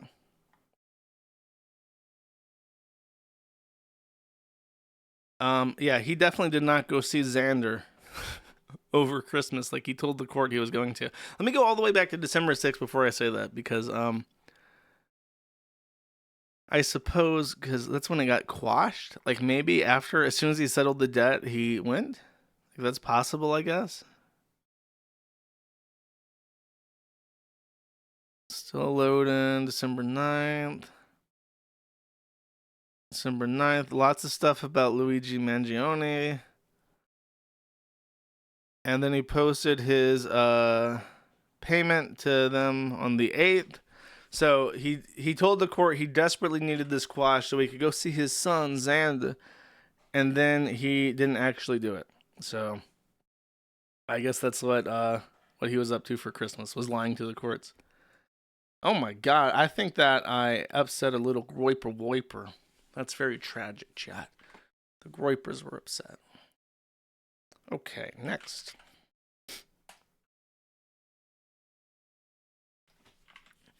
Let's see. Okay. So, I mentioned this during my Rekieta recap last stream, during the New Year's stream. And one of the things that I mentioned very in brief was that the official primary Baldo bunker was under siege and under lockdown.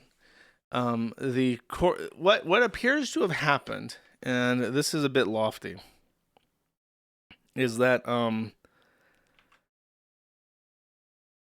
in 2022 he took out a loan collateralizing the house that he has in a trust, and the house appears to have been bought outright for him by money in that trust. So then he used the paid off house as collateral to receive, I believe, $320,000, which we speculate was used to pay for Randazza. And it's very hard to guesstimate how much money he spent on Randazza, but Randazza is a 4-figure attorney. He is from LA. He is considered one of the premier free speech attorneys, civil rights attorneys in the entire country. So it seems like he took out, and Randazza hasn't just been defending him in this case, by the way.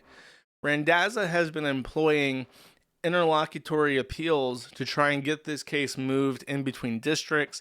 He's gone up to the appellate court, I think, on 2 different issues at this point. So instead of just settling with Montegraph and offering him a little bit of money to fuck off, which is presumably what Montegraph wants, and an apology for accusing him of being a child molester, which is really unconscionable.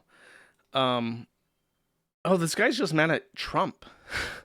Dude, look at the schizo in chat. Trump fucking rapes. Wait. Trump fucking.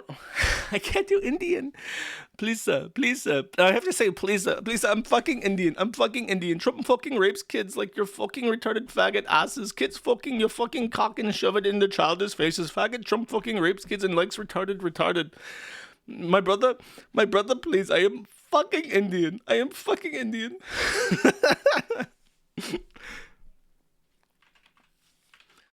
That's like legit, like just like a progressive, like Patrick Tomlinson type who is so angry at like conservatards that he's just like going to random Rumble channels and crying about Donald Trump. That's pretty good. Every platform needs like its own schizo retards to keep it alive. A community doesn't feel like a community unless you have the homeless person talking to themselves.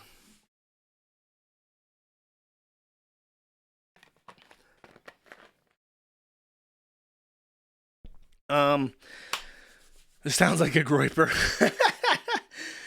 Okay, so the foreclosure thing. Yeah, he's paid Randazza. Randazza could be 6 figures at this point. It's hard to say.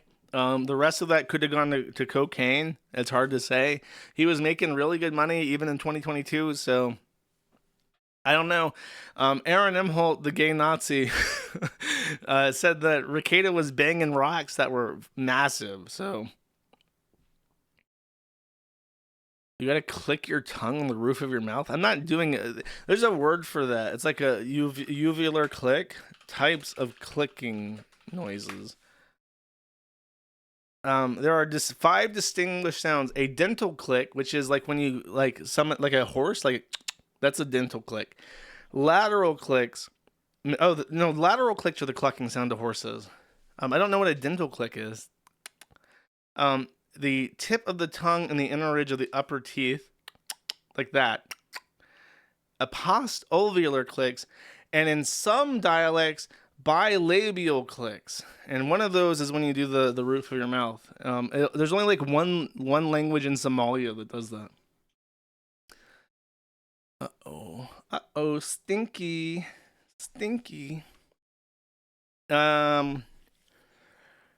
Right. So he ran out of money, basically. As I said, I think that what's going to happen with this is because I think he just sold the other house. So there's a really long process. Somebody familiar explained that the process of a foreclosure in Minnesota is very long. Like even now, you're looking at like an August removal of Rekieta. Like August 2025. So it's way out there. They would definitely just accept the money. So chances are he just sold the other house to keep the current house. And now he has neighbors, I guess. And the hot wife has to go find some other fucking place to live. How much did you pay for the second Baldo bunker? Bro, I do not want to live anywhere near Rekieta. I'm going to be real with you.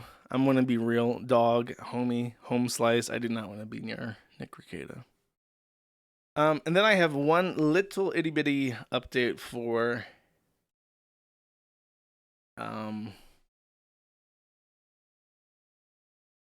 this. Where is it? Sorry, I thought I bookmarked it. It's in the math. Oh wait, no, I sent it to myself on Telegram. Is what I did. Oh wait, no, I do have a actually I have more locale content. Let's keep going. I'm feeling good, chat. I'm feeling good.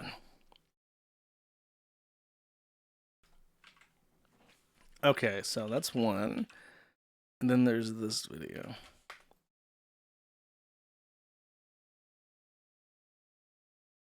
I completely forgot about the shit I sent myself on Telegram. Okay, so 𝕏itter. I did a whole video on 𝕏itter. He's been gone for like a long ass time. And he's recently returned. And he's just like super pissed off. And is posting on like a different website about how angry he is. He says, I'm only a feeble old man and you're delusional, deviant, broken brain. My new sidekick is 6'1" and we're in training for the next 2 weeks in dancing with idiots, Fung Gu style. Kevin Hoffman says, so you're a closeted gay man who has on occasion gone to gay sex clubs. Got it. He says, no, I am a monogamous, heterosexual, transgender, intersex person who has never met a woman who hated me enough to marry me and breed me. Oh my God. Kevin further says, I know you're pretty stupid, Tom, but pay close attention. The law does not say it is statutory rape unless you decide for yourself that it isn't. If you had bothered to read what you posted, you would see the physical and emotional maturity are irrelevant. I know your reading comprehension is better than that. And that's, of course, referring to the time that he admitted that he had sex with an underage girl when he was like a hippie, which I'm sure was a common occurrence with the hippies, to be quite honest. He says, you believe that I'm stupid when the fact is I am certified to have an IQ greater than 150. Your interpretation of what I posted is invalid. My IQ, very high. Therefore, you don't get to say that when I molest kids, it's bad.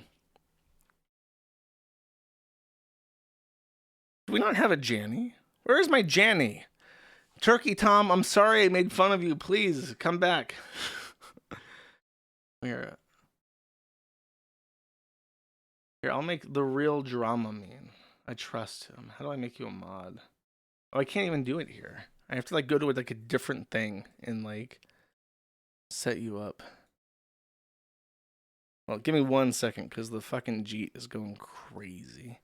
He's super, super angry. So I have an IQ of 150. I am the cream of the crop. Also, I am diagnosed with paranoid schizophrenia.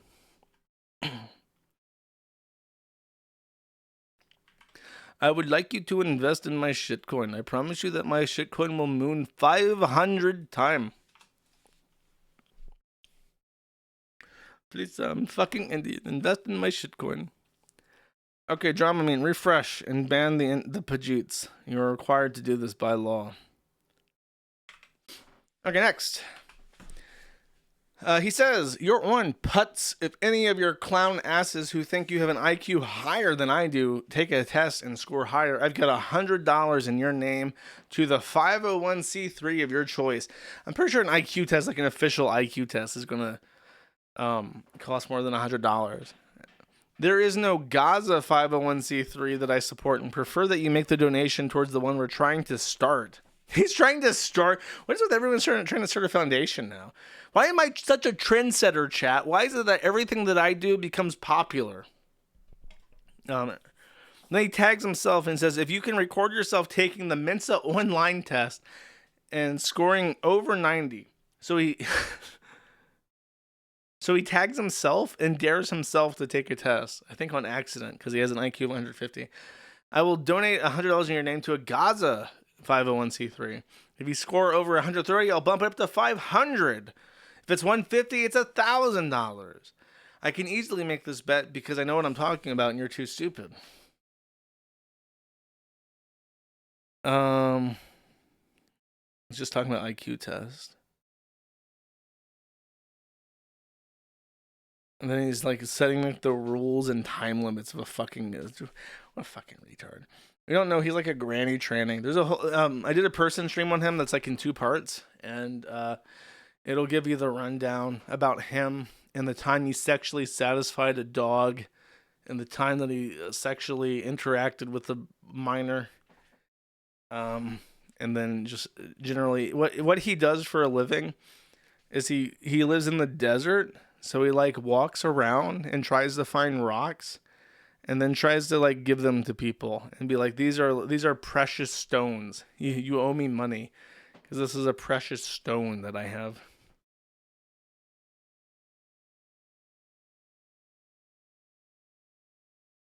Cool.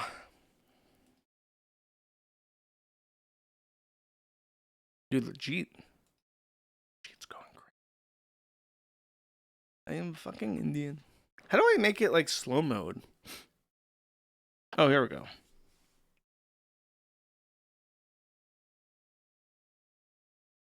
Wait, let me tell. Does slow mode work on Rumble now?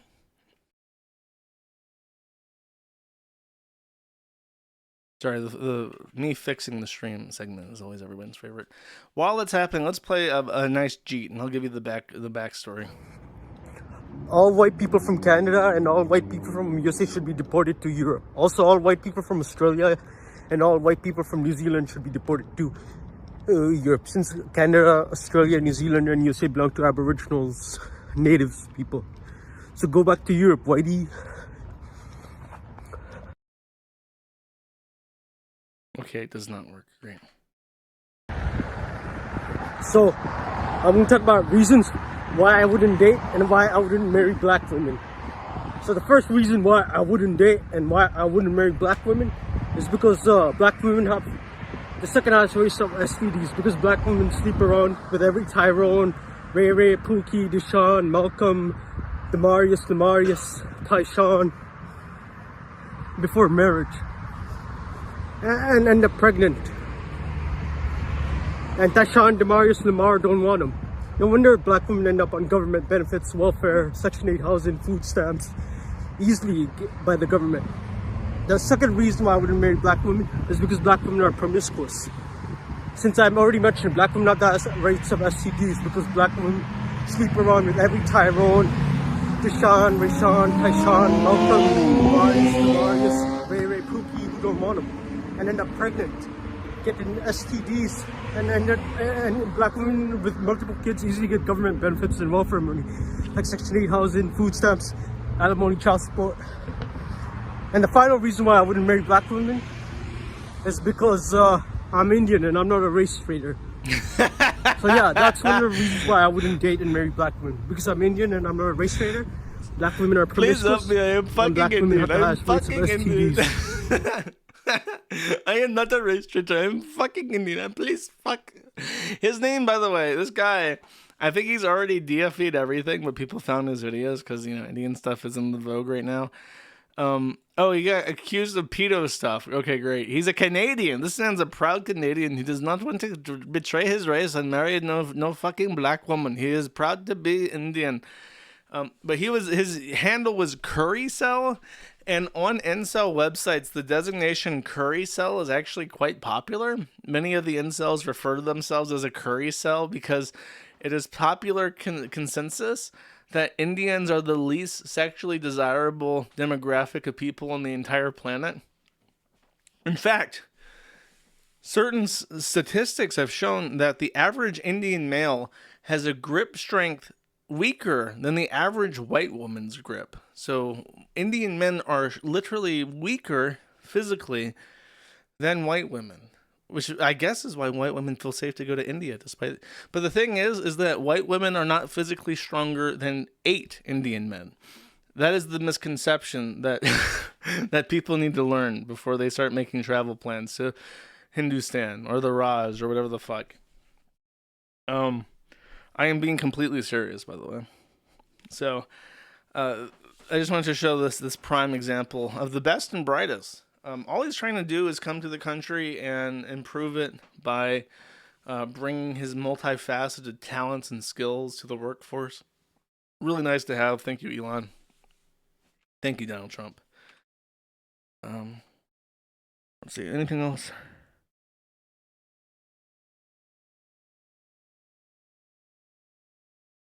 Yeah, Trump backed the H-1B shit. Oh, I didn't even read this one post. I'll read this Elon Musk tweet real quick. The reason I'm in America, along with so many other critical people who built SpaceX, Tesla, and hundreds of other companies that made America strong, is because of H-1B. Take a big step and fuck yourself in the face. I will go to war on this issue, the likes of which you cannot possibly comprehend. Dude, the way that he literally wrote like 300 confirmed kills, copy pasta on the day after Christmas over how much he loves Indians.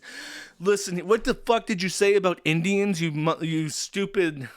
How's it go? You dumb motherfucker. I will go to war on this issue, the likes of which you've never seen before. I have over 300 confirmed successful companies built on the backs of Indian labor, and they are tracking you from space using SpaceX satellites right now. I will wipe your entire race and bloodline off this planet using precision, the likes of which has never been seen before. You will rue the day that you went on X and you said anything about Indians, you motherfucker. Fuck your face, bitch. Thanks, Elon. Really proving the case that immigrants are valuable and they respect the country that they move into. Even the white ones. Chat. This is the time where I look you dead in the eye and I ask you, is there anything that I missed for this stream?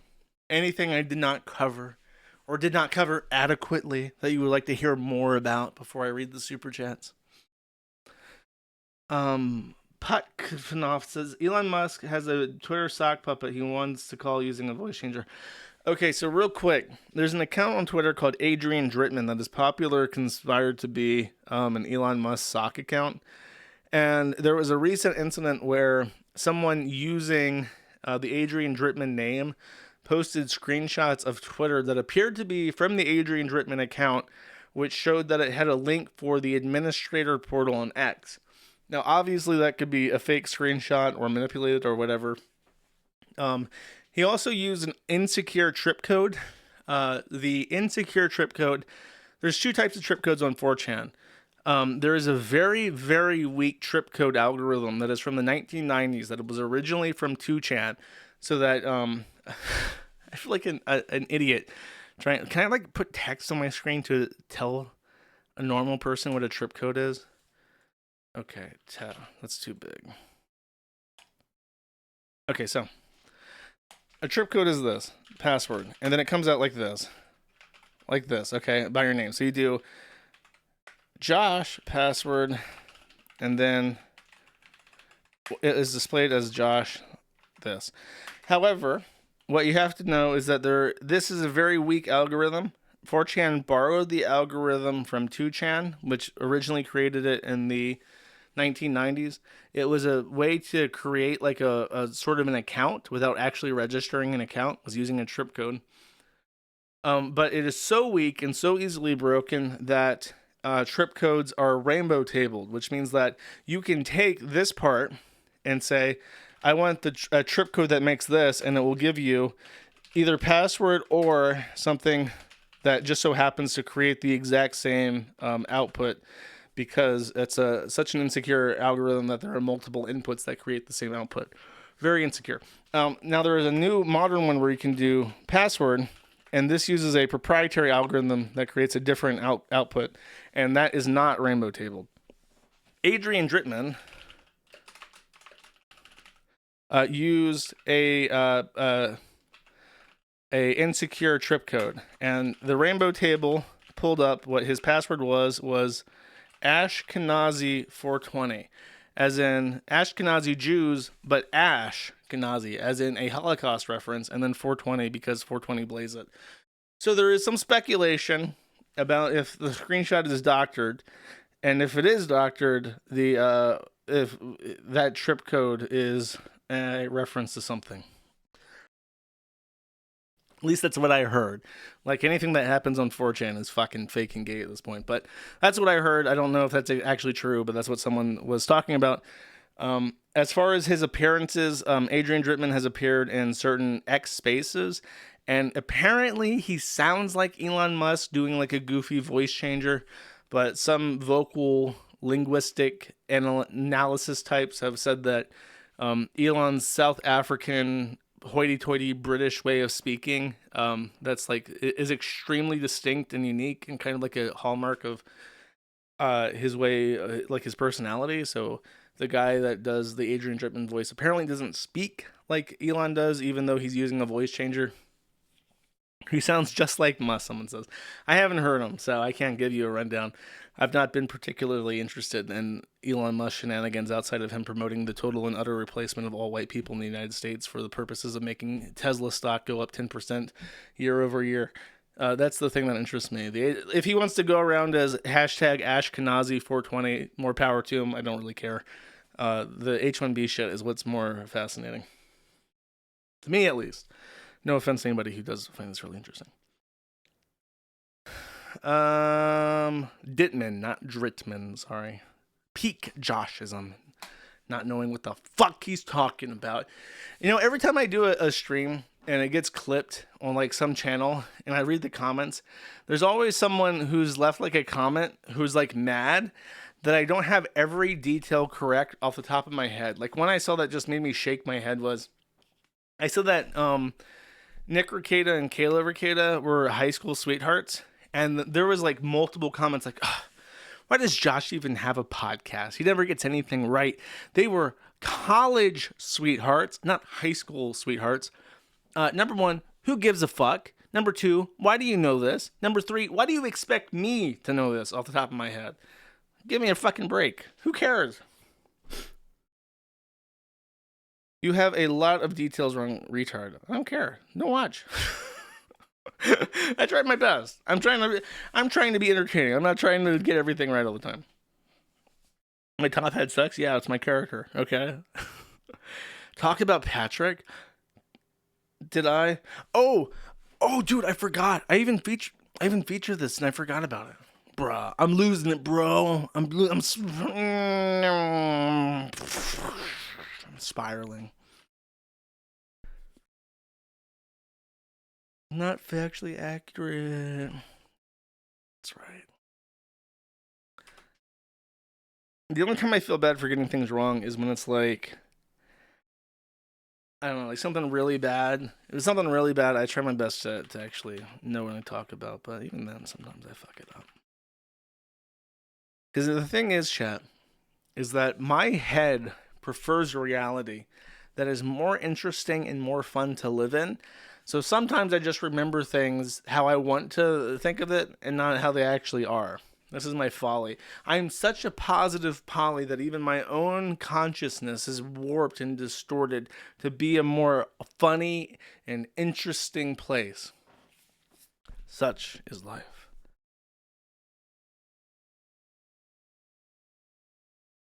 Okay, so this is a Milwaukee Police Department police report from 2020. Josh. Imagine being named Josh. You hear Josh your entire life, and then you start forgetting how to remember things. Well, why would anybody care about a Milwaukee, Wisconsin police report from 2020? Well, stalker child, this police report is a previously unseen, unheard of police report featuring Patrick S. Tomlinson, child.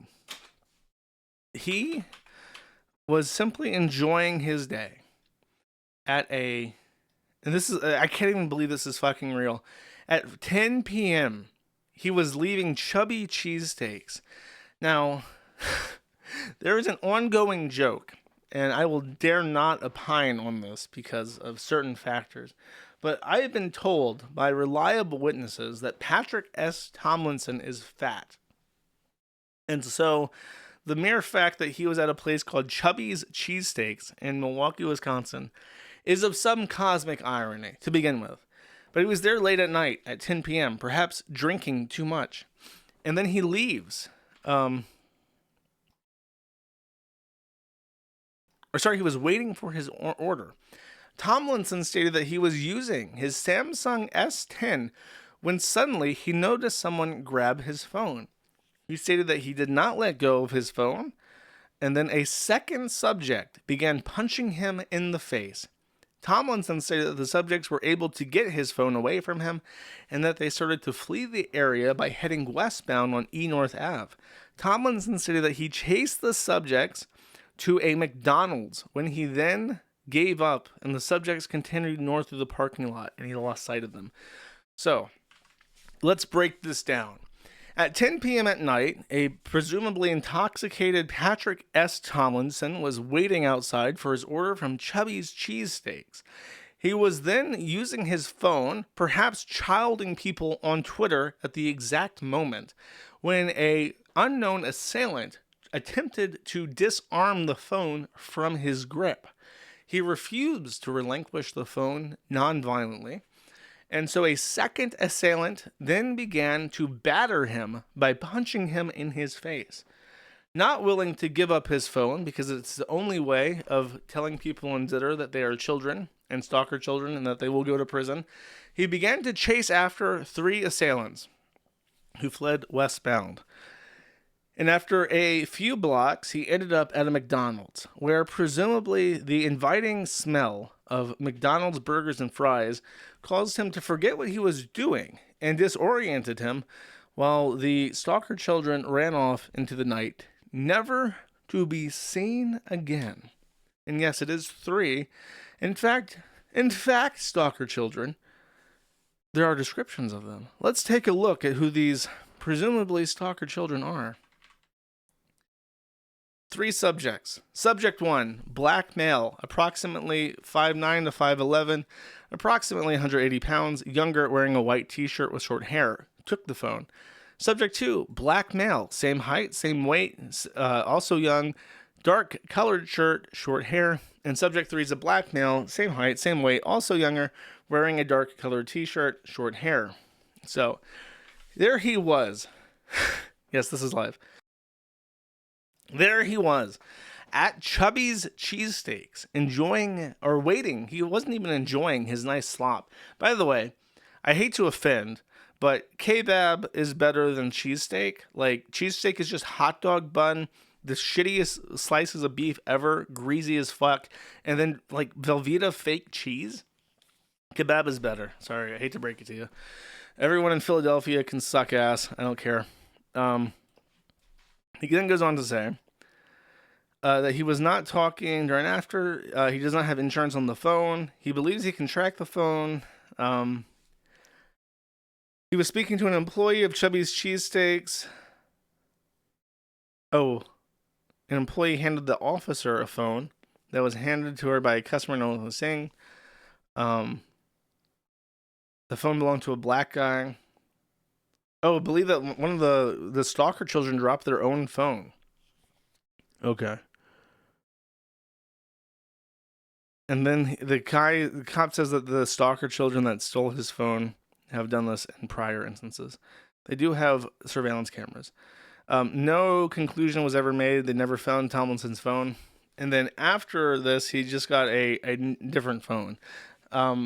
What's really funny is that his immediate post after this was to go on Twitter and talk about gangbangs. Like, his comment was, why is it called a bisexual gangbang if it's MMF, but it's not considered a bisexual gangbang to be FFM? Curious.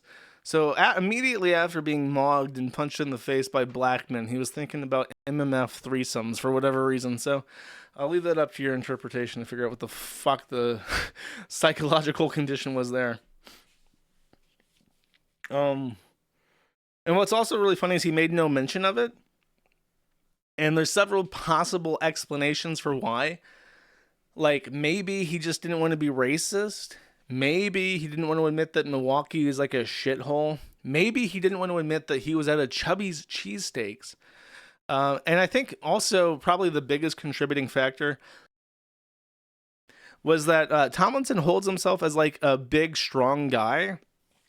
And he's made stupid posts about how, like, if anyone tried to rob me, I would use my taekwondo and beat them into submission and then hold them until the police got there.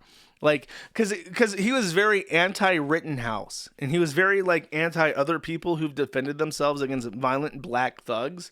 So it's like, when he's always said, like, I wouldn't need to use my weapons to take him down because I would be able to squash 3 assailants by myself and hold them non-violently until the police got there. And then he actually gets mugged and he runs at them until he loses his breath at McDonald's, and then he gives up and just calls the police. There's also posts of him, by the way, saying, like,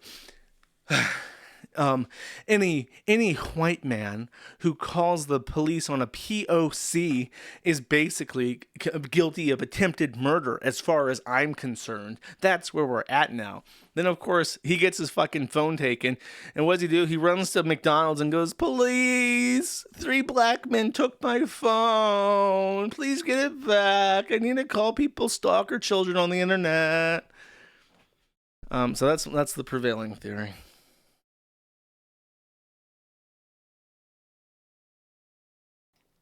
Anything else?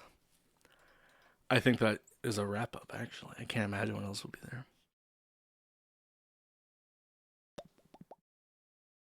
Okay, chat. I defer to you. Anything? Arrest him. Arrest him.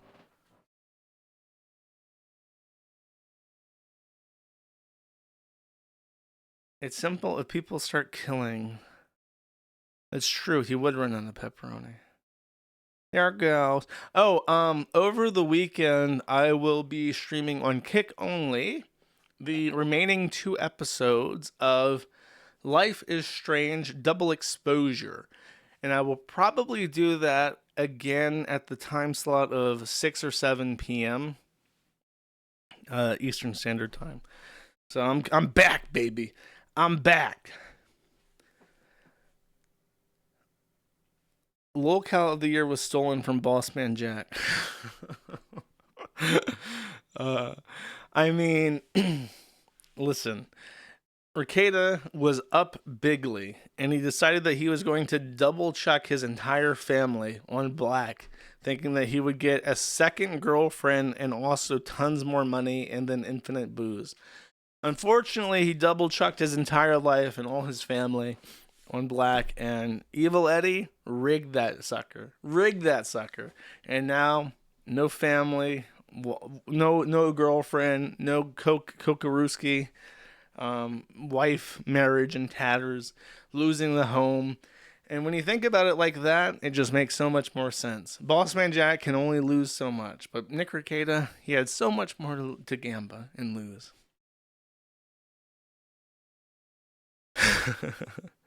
Eddie for prison. Yeah, that's right. Fuck that evil Eddie. Fuck evil Eddie. He doesn't let me make any money on Kick. What's up with that? What a bastard.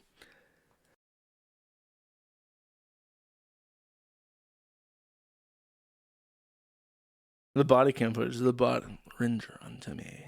The body cam footage. Okay. Cool. I think that is enough filibustering. I don't see any. Chat has given up. No more suggestions. Green mode. And let's do the super berries. Okay, Lieutenant Razchak for 10 says, in honor of Gone Fishing being nominated for main board locale, I present this gem of a video. Well, if you say it's a heckin' Jimmy, I think I have to watch it. Assuming that it loads. Let's see. It's trying to load, chat.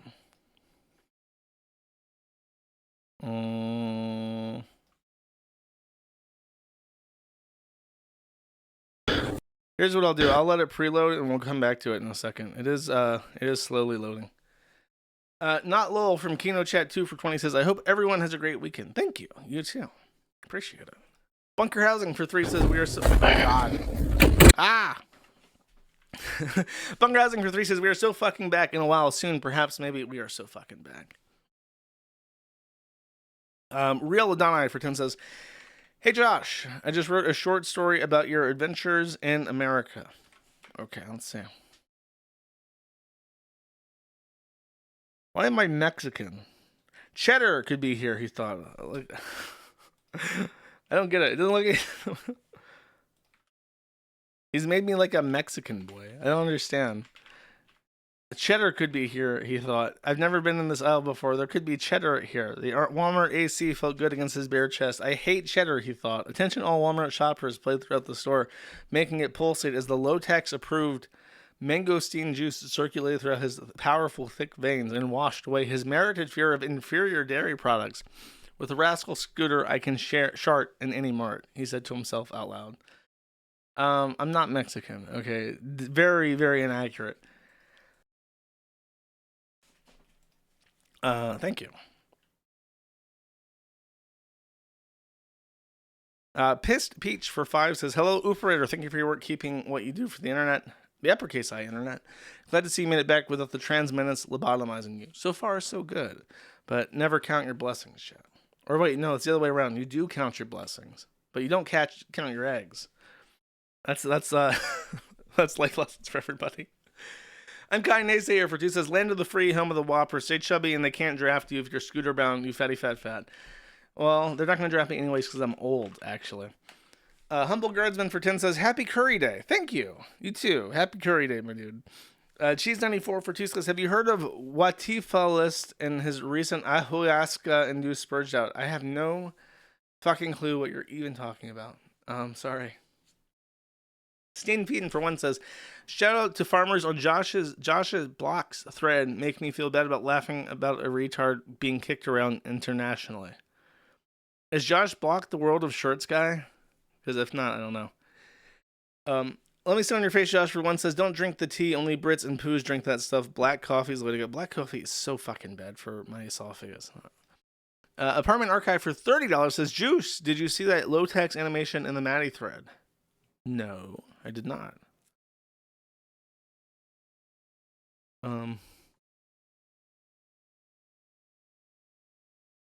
Let's see. Scanning.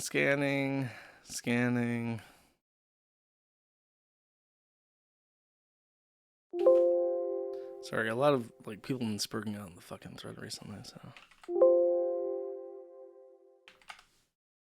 I did not see low tax mentioned on any page.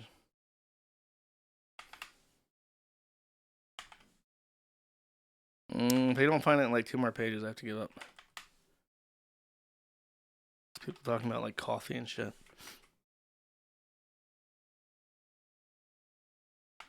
Why is this thread advanced like literally 20 pages in like 1 day? I don't understand. Okay, sorry, I did not see anything about low tax. I apologize. I tried my best. Asian tech support for 5 says, I'm fucking Pujit. Well, you gotta do it Indian, like I am fucking Pujiti. I don't know what that means though. What's the distinction about how he wrote this? David S877 for 25 says, I know 9 a.m. is when you streamed previously on Fridays, but it seems way too early today. Yeah, I mean, it is kind of early. It's like noon when I start, but that's when I usually stream on Fridays. I can't do it in like super early in the morning because I need time to prepare. I already don't prepare enough. So if I have like less than 4 hours to prepare, I don't know how I could stream unless I like dedicate the night before. I don't think people would tune in at like 9 a.m. either.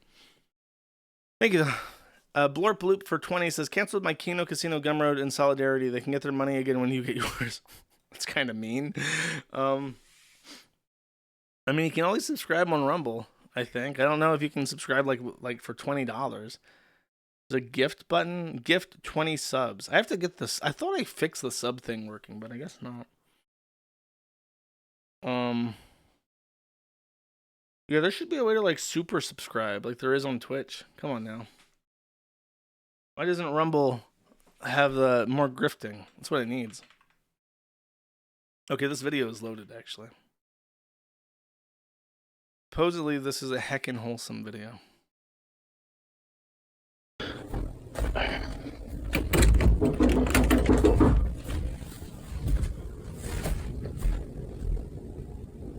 Tristan, it's your dad.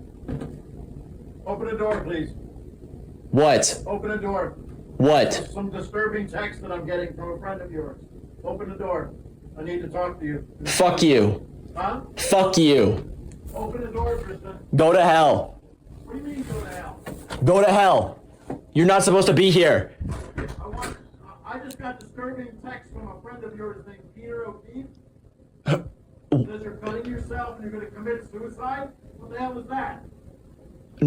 I don't have a friend named Peter O'Keefe. Well, if you will let me in, I will show you the text that I got from this guy. Says he's a friend of yours. Do you... I'm your dad. I love you. I'm supposed to be worried about you. You're a fucking idiot. Holy shit. Do you know what doxing is? Oh my god, why is this guy so awful? What the fuck is wrong with him? Why is he recording this? Why did this get posted to the internet? Do this online?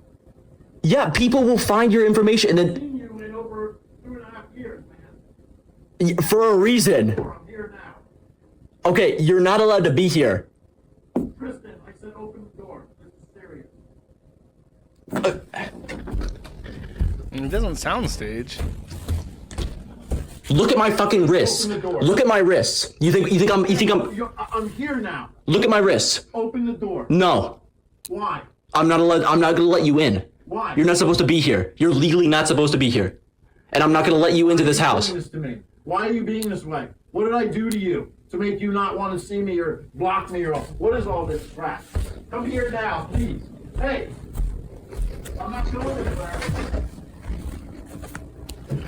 Why does he live in a blue world? Okay, let's all do a prayer chat.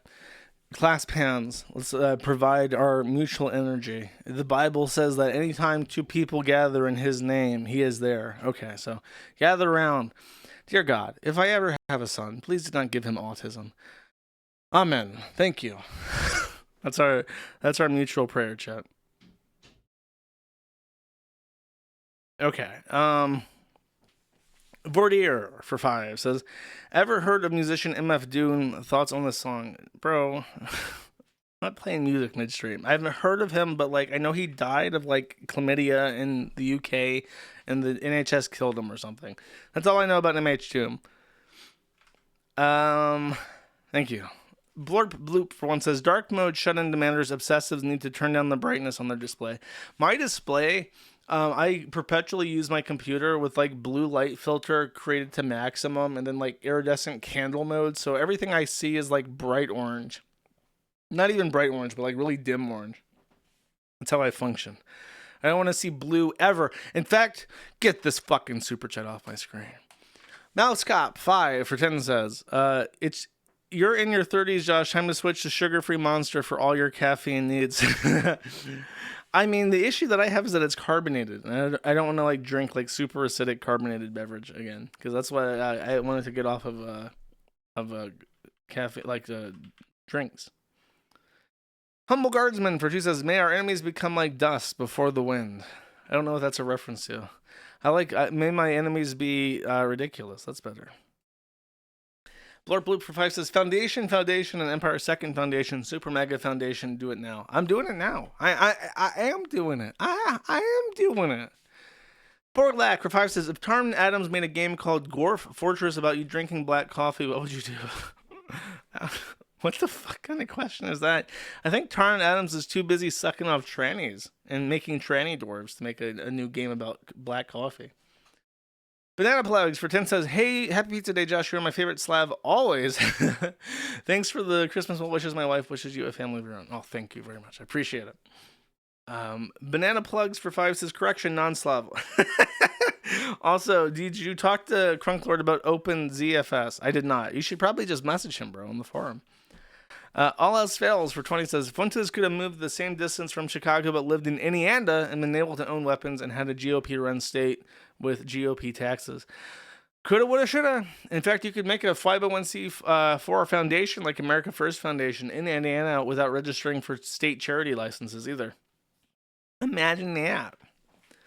Tetrabax for thank you, by the way. Tetrabax for $200 says, welcome back to the States. Thank you very much. I appreciate it. Bigly. Pancake Luchador for 1 says, go back to Europe, Whitey, Mr. Potato Head. I mean, I would if I could, but it sucks there too. Let me sit on your face, Josh for 1 says, those videos of women going to India doing solo travel is scary. Indian men are so sex starved, it's crazy. There was, I think it was Sam who said something about how after one of his comedy bits where he roasted Indians for being rapey, an Indian woman walked up to him and said, one time I went to India and I was with my 13-year-old sister, and they're like Indian women.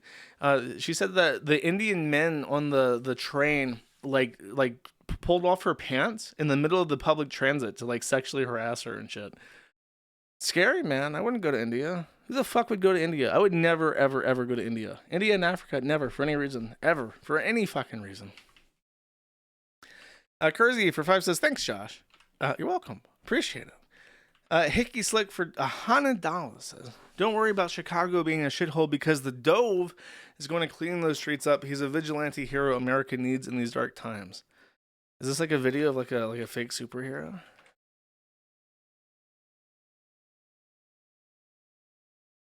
Oh my god. It's 2025. Lots of work to do.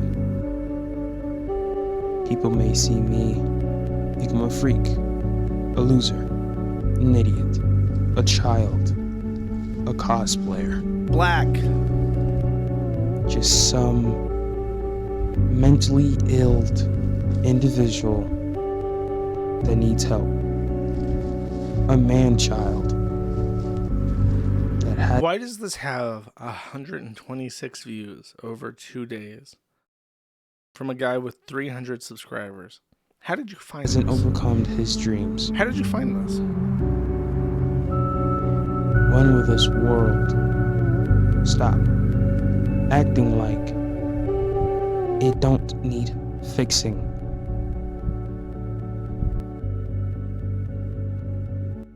It needs fixing and correction. And I believe I can bring that correction.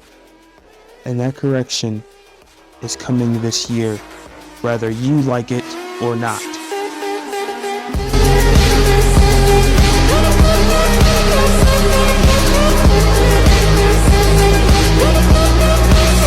Wait, so he's like mixed in like actual crime footage of him just punching in like a woods?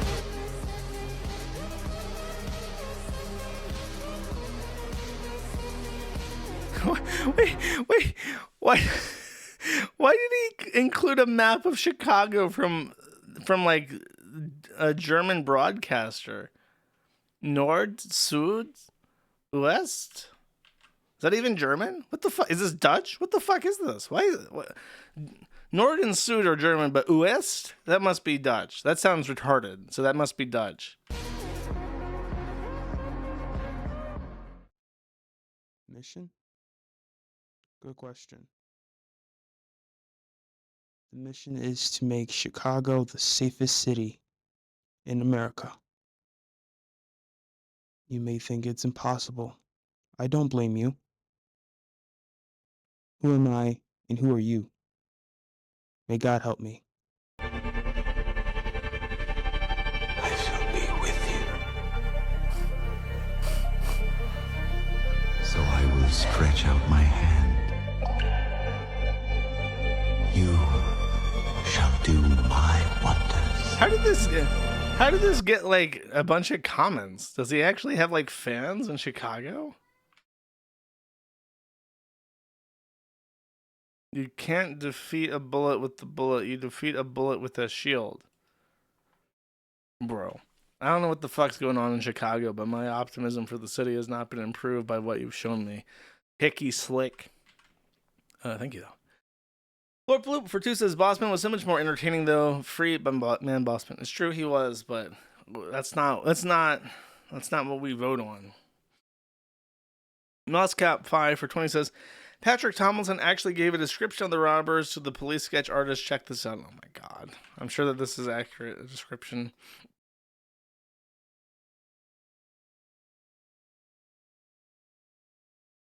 Let's see. Okay.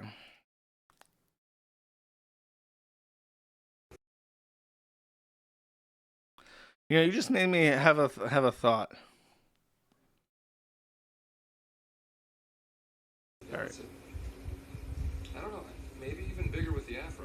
He was huge, almost like Diana Ross in The Wiz. Yeah, full afro. Yep, and he had like flared nostrils and some jewelry in his nose. Like I figure bone, like it was bone.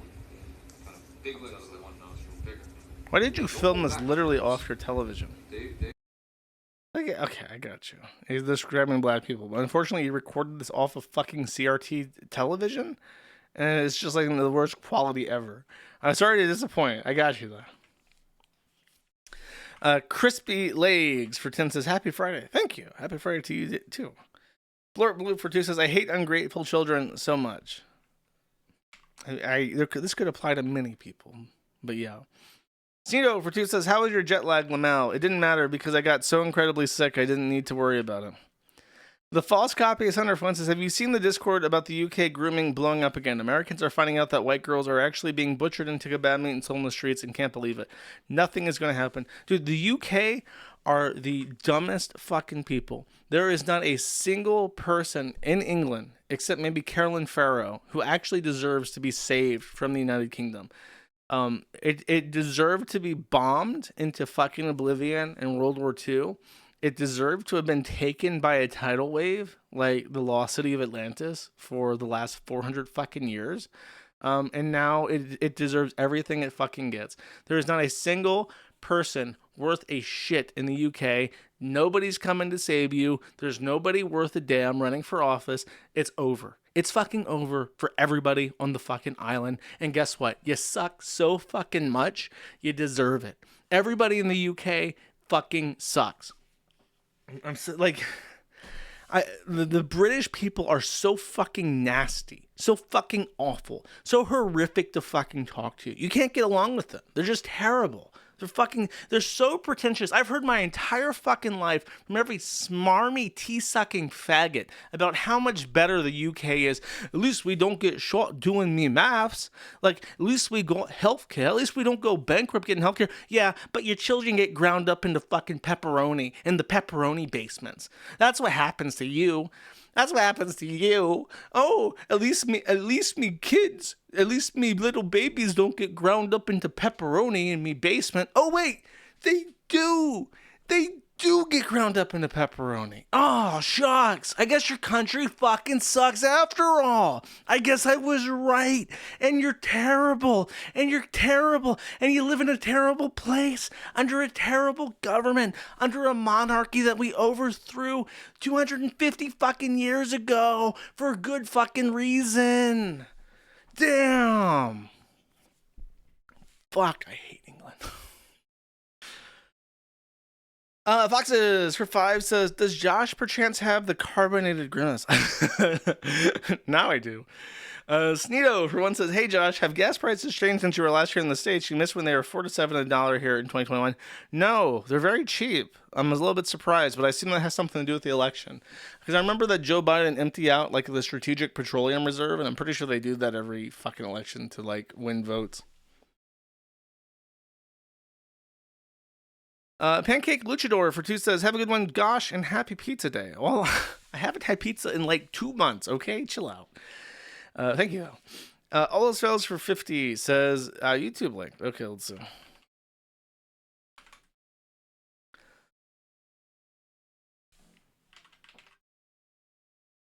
The Boon. Oh, yeah, I've seen this.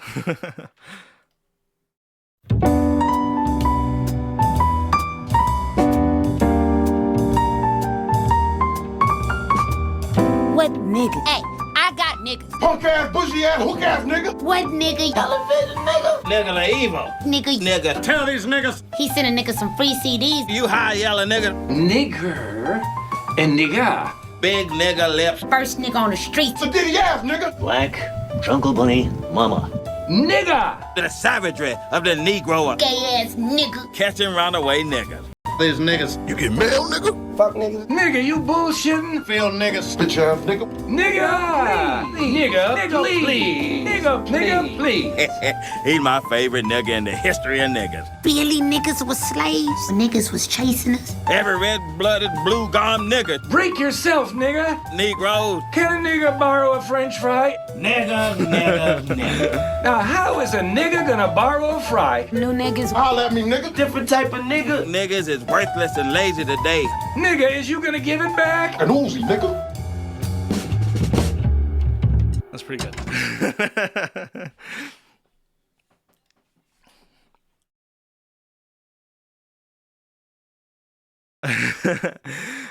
Sneedo, for one, says, also, I've heard the news story that some black TikToker sprayed pesticides on produce and fried chicken. Yes, I have. Apparently, it's like a prank thing. It's like a prank channel, but I don't know. It's like super fucking mentally handicapped. Yeah, black people like fucking with your food in the Walmart for some reason. Vordier for 5 says, "I've been to India. The air is literally poison. There's trash everywhere. Everything is falling apart. They have children on the corner, beggars, and everyone is trying to scam you constantly. 1 out of 5 stars." Dude, if you watch any travel vlogs, they're just like walking around with their camera being harassed by literally everybody. I don't blame Indians for wanting to get the fuck out of India, but that's too bad you have to go back. Naong for 10 says, "All I wanted was a 6 p.m. Eastern Friday stream." That sucks. Sorry for you, Nahong. Brianna Wu, Hyper Bimbo for 5 says, "Big Tech heard about your dead internet theory and laughed in a post South African accent and said, 'Just you wait and see.'" And then there's a link to a Zeet. And let's see what this says.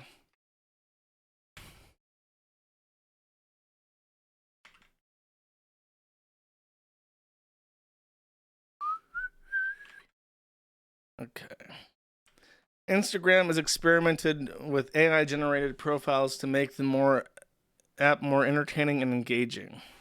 Live, verified, proud black queer mama of 2 and truth teller, heart rainbow, your realest source of life's up and down. Let's chat. Available in the U.S. An AI managed by Meta. Why would you make your AI personality a black queer mother of 2? What a disgusting fucking thing to put into a machine. Hello, Grandpa Brian, everybody's grandpa, retired textile businessman who is always learning. Book thread. Message me to talk about anything. Available in the U.S. Hello, I'm Brian, an AI managed by Meta. Yeah, buddy. That's fuck, dude. I'm gonna have to figure out some way where it's like you can only join the Kiwi Farms if you like personally travel to Florida and let me take like a DNA sample of you and see your ID. Otherwise, I can't be sure that you're not an AI racist bot. Actually, the N-word, you have to say the N-word on the Kiwi Farms. The bots can't. They're just not able to. Why are they both black? Because America is a nation that worships black people. They love black people. They have holidays dedicated to black people. When you think of the BBC, you don't think of the International Broadcasting Agency. You think of black people. They have black people sports ball. They have black people food. They have black people. Is it America is a black people loving nation of black people. That's what I've been told.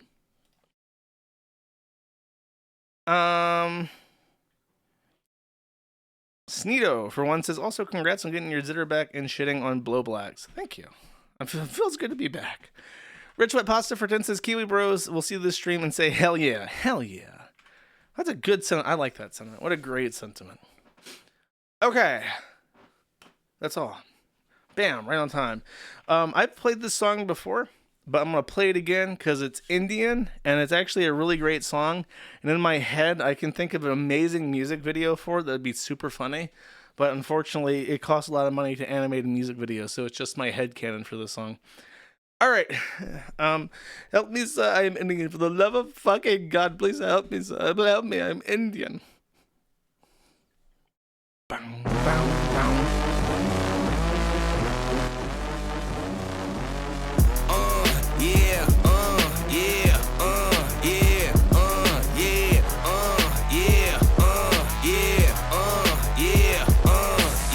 Wait a minute, get it how you live it. 10 toes in when we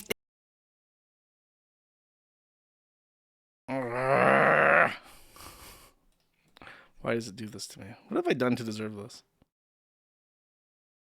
I can't fucking... Bro. We need more Indians. The title is programmed by a group of white people and it doesn't fucking work. Please, I need Indians. I need more Indians to develop applications to play music. I need Rumble to be developed by Indians so that we can play music. 10 toes in on the band, big dogs. Okay, hold up. Try YouTube. It's title shitting out on me. Didn't get time to put fucking ham jams and shit on this. Humankind. Big dogs. Yeah. Okay, great. Oh, I want you guys to see this guy's face. Just so that we're on the same page. That yeah, this is the appropriate outro music for this.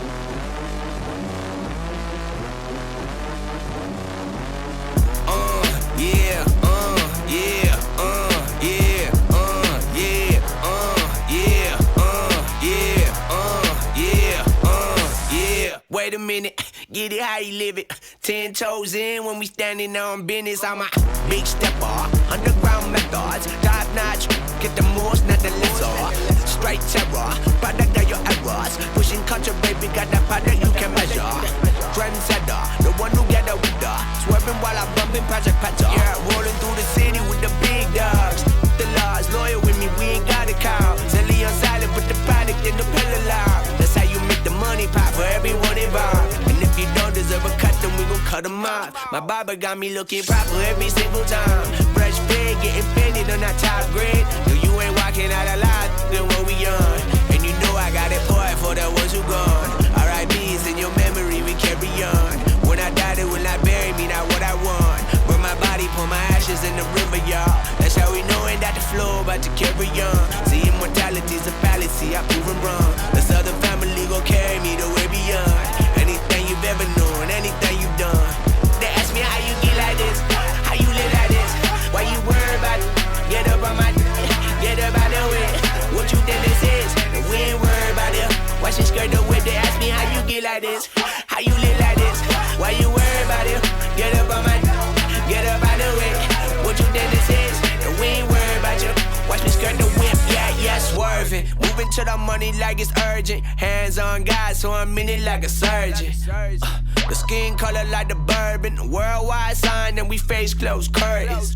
I hear you, nothing ever certain. Only thing that's promised is that promises are broken. Yeah, so we finding ways to cope there. Only thing I'm breaking is her back with emotions. Ooh. Yeah, baby girl bring out the goodies. Stuck it in inside the hoodie. Now we turning out your buggy. Yeah. It's cool, I used to fight the bullies, now I'm fighting with the law. I guess I some things don't leave you fully. They try and push me, then they try and pull me. Better when I budge. If you doubt it, then just call my bookie. And my bookie taking bets. Profits as a profit when you know what's coming next. Like, ooh.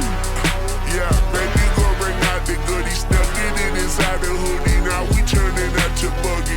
Yeah, it's cool. I used to fight the bullies. Now I'm fighting with the law. I guess some things don't leave you fully. They try and push me, then they try and pull me. Better when I budge. If you doubt it, then just call my bookie. And my bookie taking bets. Profits as a profit when you know what's coming next. Like, money on my mind, we gon' run it up. See what you gon' find, baby, push your luck. We been on the grind, we been getting up. And we ain't got that time for you bums. Money on my mind, we gon' run it up.